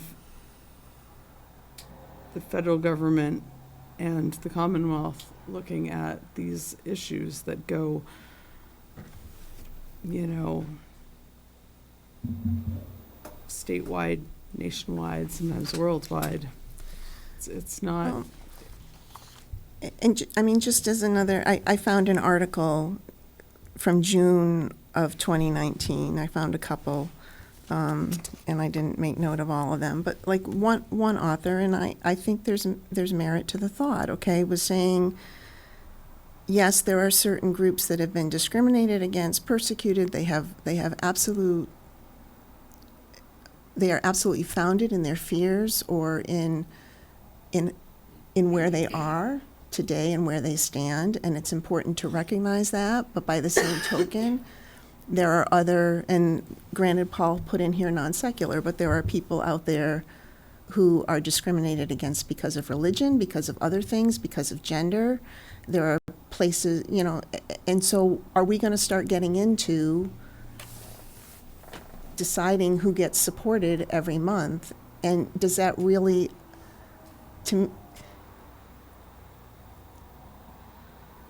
as a community in Chelmsford, I've never come across those types of issues with the people with whom I interact. I don't know that it's our place to start flying flags for social causes every month. I don't know how you pick which ones.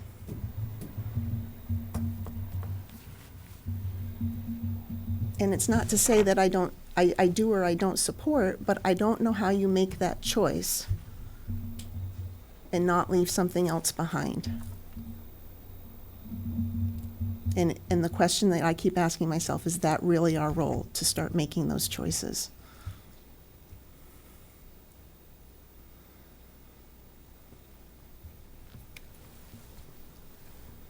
Okay, so we've heard all sides. Anybody? We hear yours? Sure. I mean, I was the one who sort of was questioning when this first came out. It was just option one, and I said, well, there's really two other options. We do nothing or option two. And so I probably lean where, obviously, I don't want to open this up for lawsuits. That's my sole goal, is to look at this. And I mean, this town is, in the time I've sat on the sidelines and watched, been able to get themselves into trouble on their own on several occasions. And I'm just looking at that and saying, I think that's what we're doing here if we go with option one. So I was looking at option two and saying, I just don't want to open it up for the potential of a lawsuit. You think option one opens us up? Is that what you're saying? I do. I mean, I know there's a disagreement on words there, but I just think anytime you put in gray area type wording, you're going to get into issues there. And I agree with you. I had conversations with Paul too. There was not a small town, policy he found that was any different than option two. Mm-hmm. That's my feeling on it. Does this meet the criteria for posting it and having a policy hearing, and so we can entertain a vote? Sure. So I'll make a motion that we adopt option two as our policy for displaying of non-governmental flags on town property. I'll second it. Motion is second. All in favor? Aye. Aye. All against? Aye. 4-1.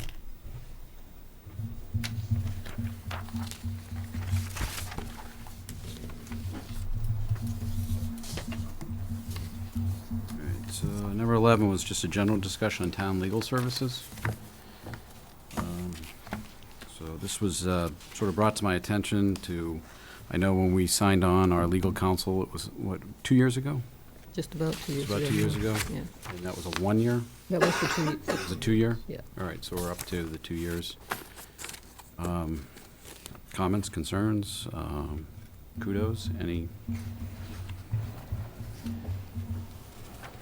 I think Paul Haverty has served us well as a municipal council, but he is basically a one-person shop, and I think sometimes if he had the assistance of other members on his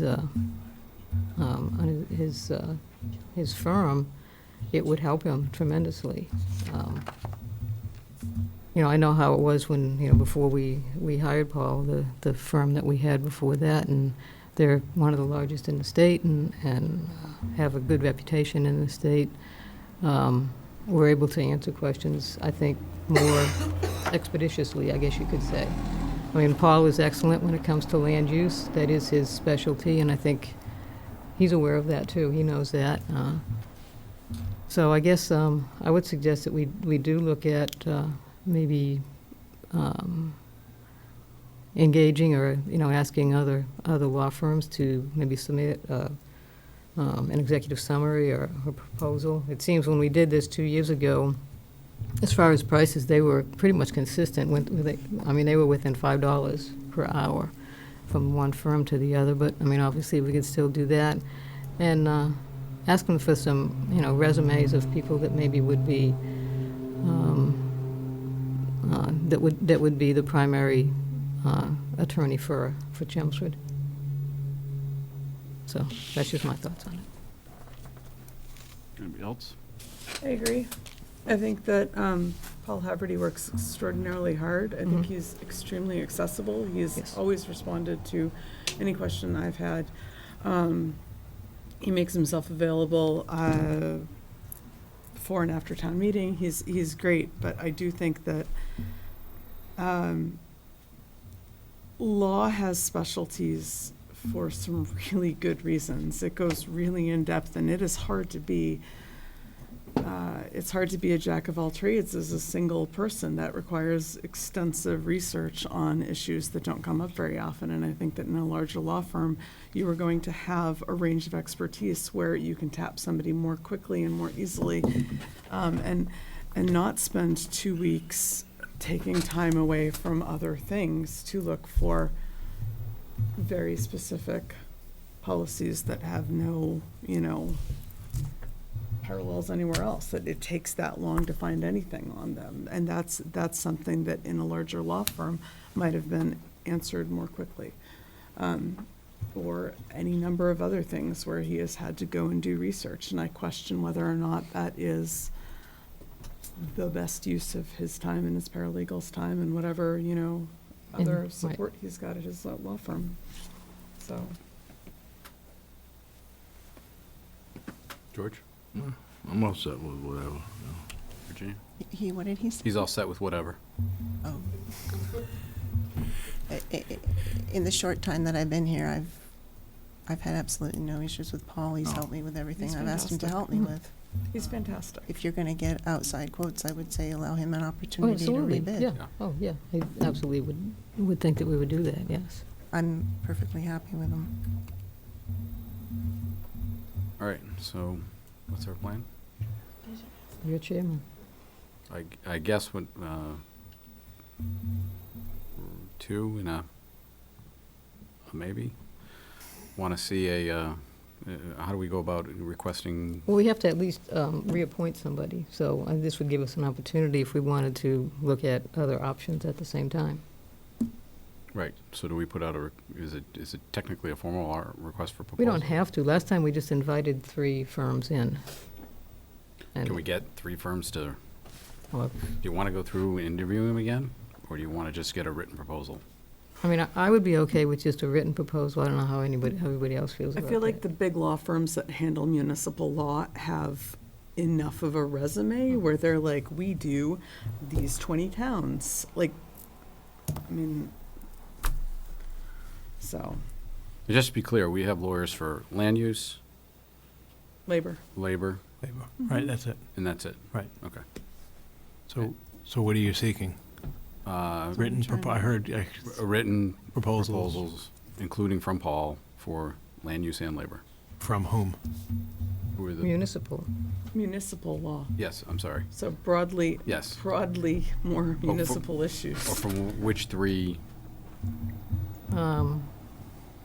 We could pick 3, or I don't know enough law firm names for this to be relevant. Also, I'm terrible at names, so even if I did learn 1 or 2, I've forgotten them.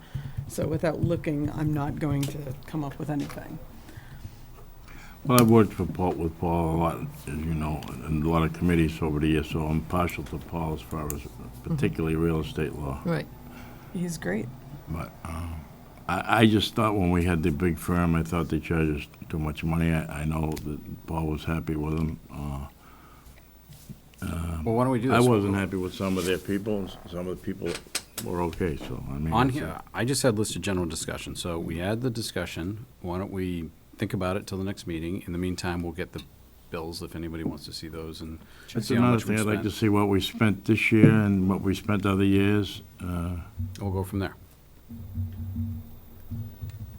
Okay. All right, so we'll continue it to the next meeting, and in the meantime, we'll get the bills and so forth, and we'll all give some thought to it.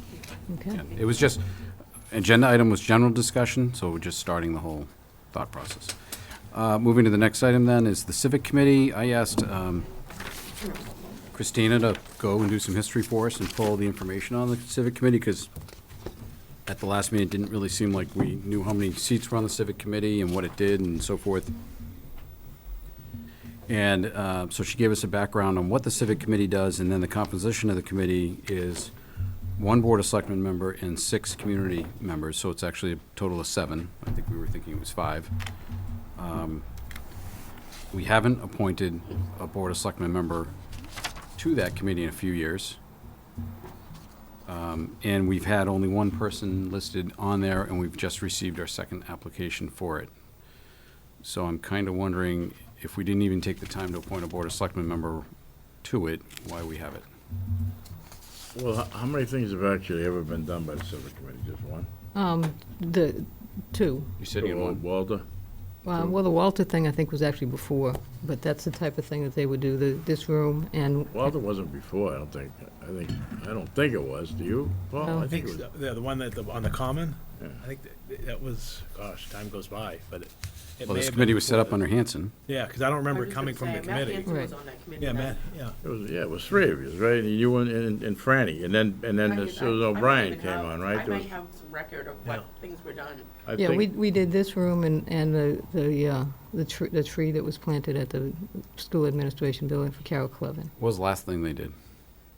I think How that about was. the one that was planted at the library for the lady? That was just a, That was a garden club thing. So how many years ago was the last one? It's been quite a few years. Yeah, it's been several years. Yeah, Been like 8 it's- years probably? I don't know if it's I 8, but know, it's, yeah. It's been a while. So yeah. one of the Maybe concerns I 5. have is, you know, I think it's 5 years, yeah. we read these committee vacancies every 2 weeks, and, you know, we hear from people who say, no, I've done enough on committees, I'm burnt out, and yet we still have these open committees, and here we have one we didn't even appoint a Board of Selectmen member to for a while. I'm just wondering, why Is it read it? because we're not reaching the wider community and engaging with them in enough numbers?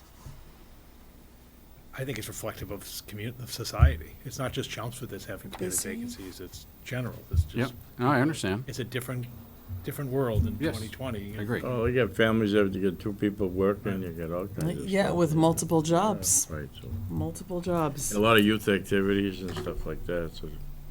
Always been a lot of youth activities. I wonder if, not tonight, but if someone were to go through this on the side, right, and say, well, do we have some other way we implement this now? Because like when and then what's left that we're not covering if we can't populate the civic committee or if we don't want to have it anymore? So things like encourage youth to engage in civic activities, well, is there a way that's happening now anyway, or that we could do it some other way? There's a civics requirement under state law now for, Wait, well, Finally, again. right, you know, try to increase voter turnout and voter registration. Well, I think Tricia's office is trying to do that.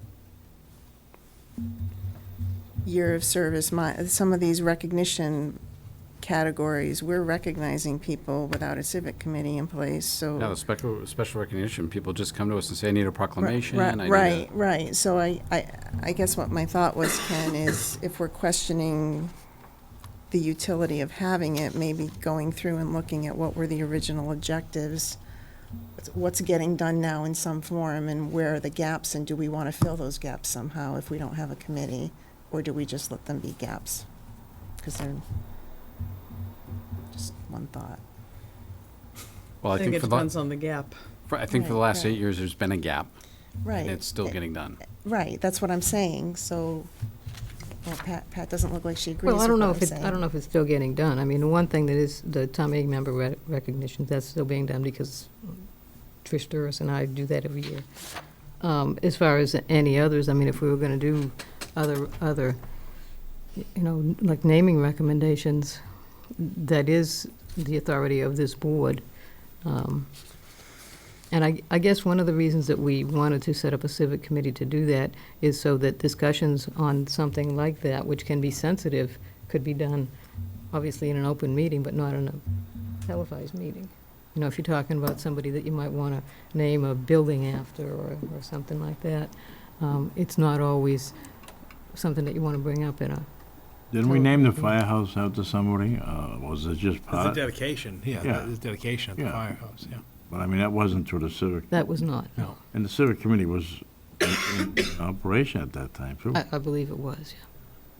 So, I mean, does anybody know that, I know who the person was and whatever, but I mean, does, I think it was done through the building committee, you know, with the. And maybe that's, So it's maybe, never- maybe that is appropriate then to do. it's to- never really been, I mean, nobody in the town probably knows who was, you know what I'm saying? I mean, I'm okay with. Should- Pay for a plaque. Well, and another alternative would be to look at this composition of the committee and change the composition. Maybe it's only 1 or 2 residents, and maybe it's a representative from the selectmen and a representative from some other already established boards and committees that have visibility into what's going on in the community. True. And it's another way to think about it, is change the composition and still have enough people that you don't have 2 people making the decisions. I mean, part of this is you've got stuff here that you need a teacher doing. Like, you need to be pulling in a teacher to be, I mean, was the plan ever to get the civic committee going into the high school for assemblies or whatever? There could have been, actually, one of the original members was the senior class president from Chelmsford High School. He served on the committee for about a year till he graduated. Yeah. Let's make that a requirement. There you go. Oh, that'll be a joyous committee. I'm here to get my hours checked off. Or maybe we could ask Paul, you know, could you look at this and say, you know, here's what they do, and you could also put these into other committees/departments? That's kind of what we've been doing for the last 8 years. No, but I just. Right, that's my point. But I'm just curious where they all end up, because I know where most of them, I don't know where they all go and who's been doing them. I mean, I love these youth goals, and those are my goals too. Like, we need kids registering to vote, voting and being informed. But, you know, short of having like a dedicated person going in and doing assemblies. So I guess the only thing about abolishing it, I know, Darlene, there are some funds that were. There is a civic activity fund, yes, there Yeah, it probably has $3 in it or something like that. I don't know, I'd have to take a look. Maybe $35, I don't know.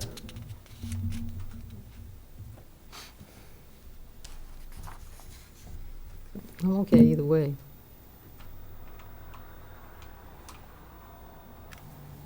Okay, either way, abolishing it, or? Abolishing it or reconfiguring it, maybe the way. I would say said. with that level of ambivalence and everyone going, let's just get rid of it, done. Does it bring us joy? Does it spark joy? Let's Marie Kondo this thing. Does it spark joy? One less Is it thing to still read off. useful? I mean, if someone it comes forward afterwards, we can always put it back if they're that upset. Like, really, if somebody comes I up feel and bad they're for like, the- no, we got 5 people here, we're gonna do it, we're gonna do it. I feel bad for the one person who just applied for the committee, though. But, Well, he got on another committee. yeah, there's plenty of other open vacancies. Well, no, he did. Yeah. So, motion? Do we need a motion? I don't know. Do we need a motion, Paul? You want a motion? Sure, the motion to dissolve the civic committee. Okay, I'll make a motion to dissolve and abolish the civic committee 55 years with from any now. funds Yeah. in This the isn't gonna act. make federal headlines, is it? It absolutely will. Oh, Fox yeah, no, News- we're gonna get sued. Yeah, We're gonna get sued. This There's way, gonna be a 55 years from flag now, they'll about know it. what happened to the civic There committee. you go. Someone will have to go look through. I second the motion to dissolve Well, and I abolish. wasn't finished. Oh, sorry. And so I was going to say to move any available funds from that activity fund into the It general would fall to fund. the selectmen's jurisdiction, yeah. Okay. The committee dissolved, it goes to Yeah. the selectmen, yeah. Okay. All right. So motion to dissolve and abolish it. We have a motion and a second, all in favor? Aye. Aye. Wouldn't it be funny if I voted no? Oh, they would have gotten you.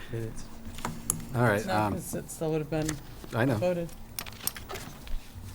All right, Pat, meeting minutes? All right, we have, I'll make a motion to approve the meeting minutes for the open session of a meeting that was held on August 22nd, 2019. Second.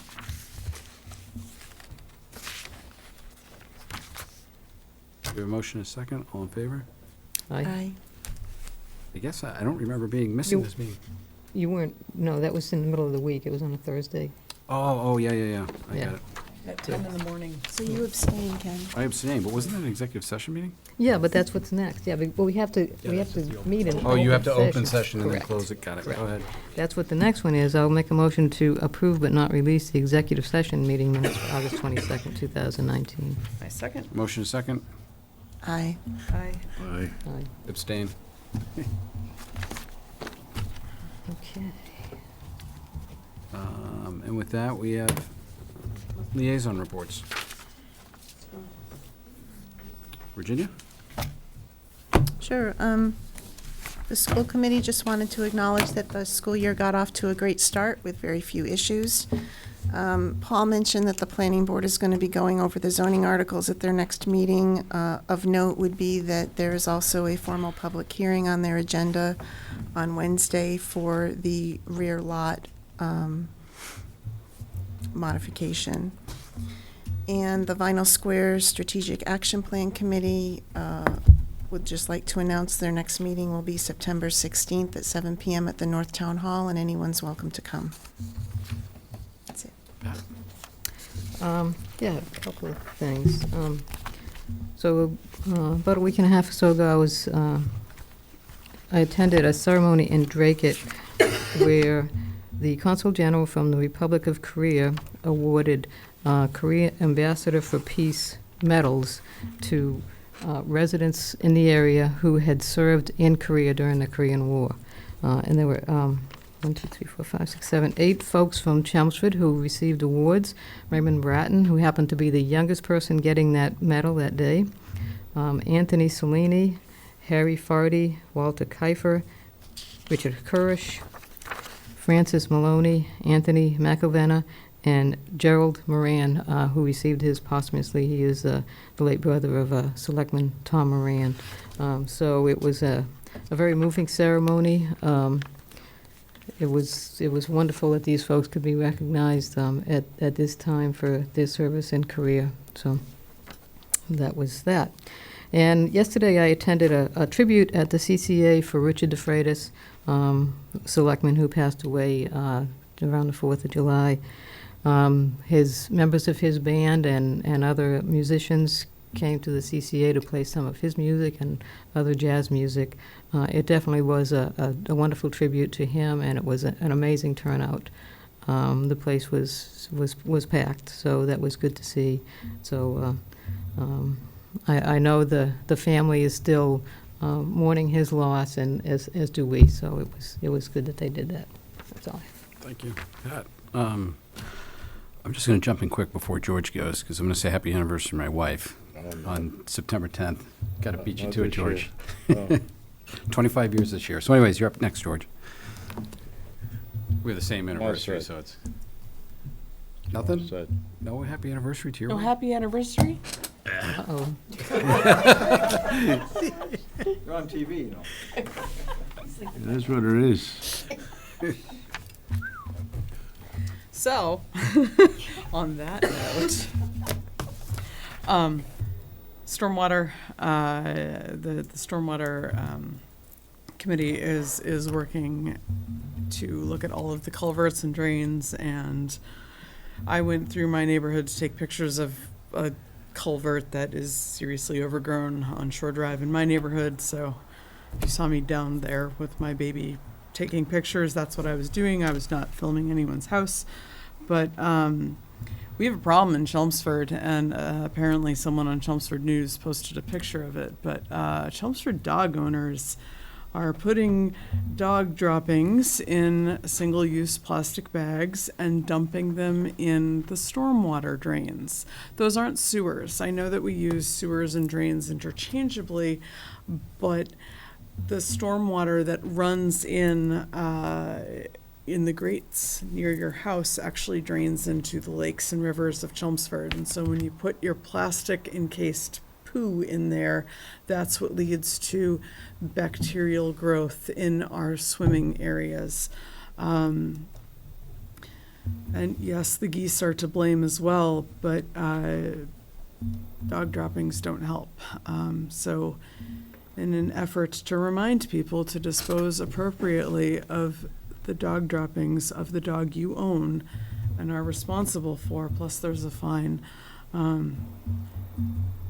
you can't put stuff down the stormwater drains. That's where stormwater goes, and that ends up in our rivers and lakes and our actual water system. And so you don't want to be drinking that water either. Just to really put a point on that.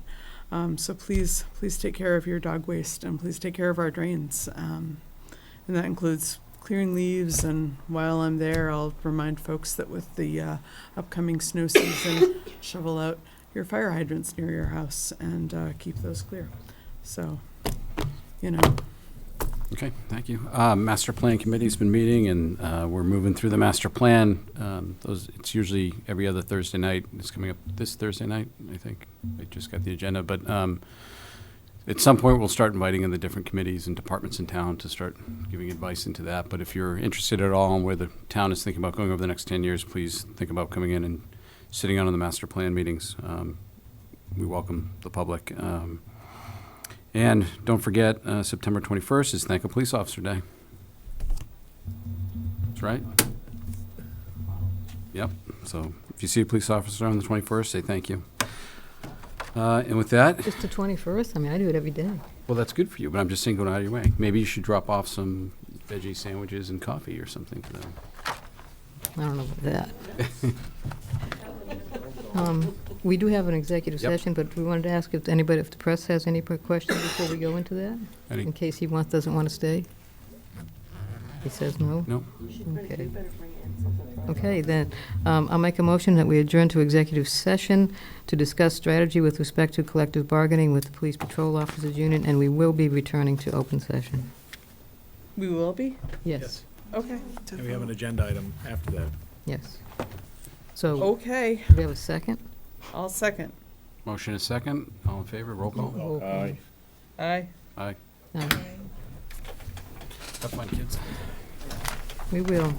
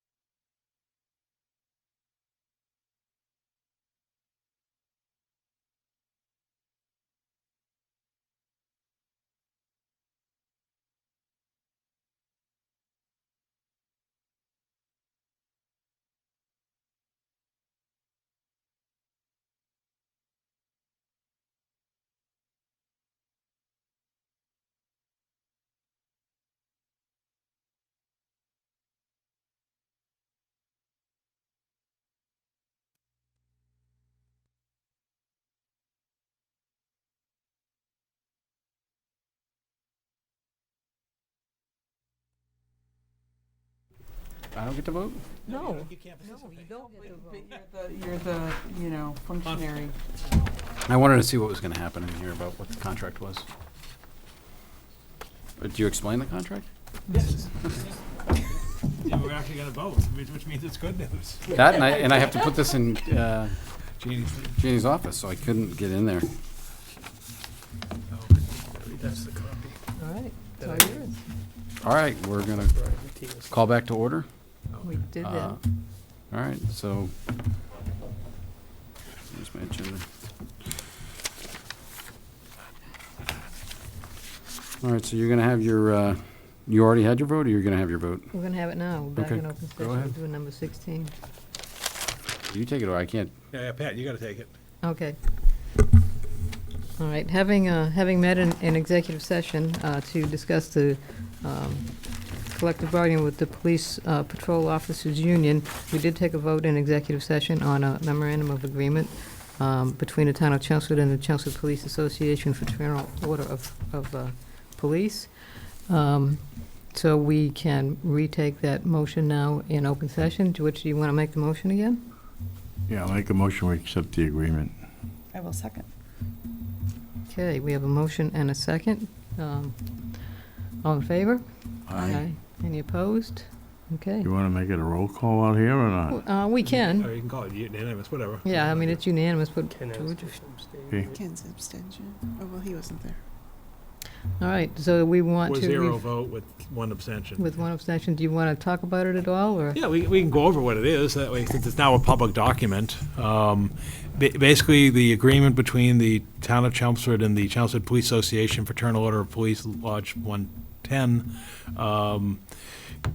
it's rather brief, but we'll read what it is. The first component is a change in Article 13, which compensation. In Section A, changing the existing compensation schedule effective July 1, 2019, to be a 2% increase to the wage schedule, and that similar increase 2% for fiscal year, for July 1, 2020, and similarly a 2% increase for July 1, 2021. So 3 years, the increase in the wage schedule is 2% per year. Effective with the first year of the agreement, July 1 of 2019, which obviously means retroactive, we will eliminate the bottommost step from the salary table. Upon elimination of the bottommost step, each member of the bargaining unit shall move to the next higher step, if it exists, in the salary table. Members of the bargaining unit at the top step of the salary table shall remain at the top step. So we drop what's basically is the 7 steps right now. We drop the lowest step. You now get down to 6 steps. The top one stays, unchanged other than the 2%. And then the same thing happens in July 1 of 2020. You eliminate the bottommost step, so now you're down to 5 steps. Again, the top step stays the same. So an officer who's at the top step gets a 2% per year increase for the next 3 fiscal years. Those below that get bumped a step because you're eliminating the lower, the bottom step. The next item of the contract memorandum of agreement would be Article 35, the educational incentive. The agreement would change the existing language of the educational incentive to the following. Officers who receive the following degrees from an accredited college or university shall receive an additional annual stipend as follows. For an associate's degree in law enforcement, it's 10% of annual salary. For a bachelor's degree in law enforcement or liberal arts, it's 20% of annual salary. And for a master's degree in law enforcement or public administration or a Juris Doctor, it's 20%. So I didn't misspeak. It's 10, 20, 20. Right now, the educational incentive is 5% for an associate's degree, so it goes to 10%. For bachelor's, it goes from 10% to 20%, and for master's, it goes from 12.5% to 20%. That's the educational incentive component. And then lastly, there's modification to the physical fitness program that changes the existing language so that the annual physical fitness test goes to the mandatory standard test that's been in effect. However, the taking of this test is on a voluntary basis, and an officer is not compensated for the time spent in taking the test. That language remains. That's the agreement. So in essence, it's 2, 2, and 2 with the dropping of the bottom step for the first 2 years, which results in a reduction in the steps. The educational incentive, mirroring what's out there in the market for those communities who still are operating under the old state police career educational incentive program, which is known as the Quinn bill, except for the master's degree is 20%. And then the physical fitness language, again, sort of standardizes it to one test, because those who have been hired after 2010, it's mandatory. However, those before then now have the option of taking this test as well. So that's what we have. So I'll present this to the Finance Committee on Thursday evening, and then present it to town meeting on October 21st. And the hope and expectation is that we may have some additional ones done between now and town meeting. So, Press had asked me a question when you were in there. They've only been without a contract since through only a couple of months. Yeah, Since July July 1st. Yeah, so it's retroactive only 2 months, just over 2 months. July, August, about 10 weeks.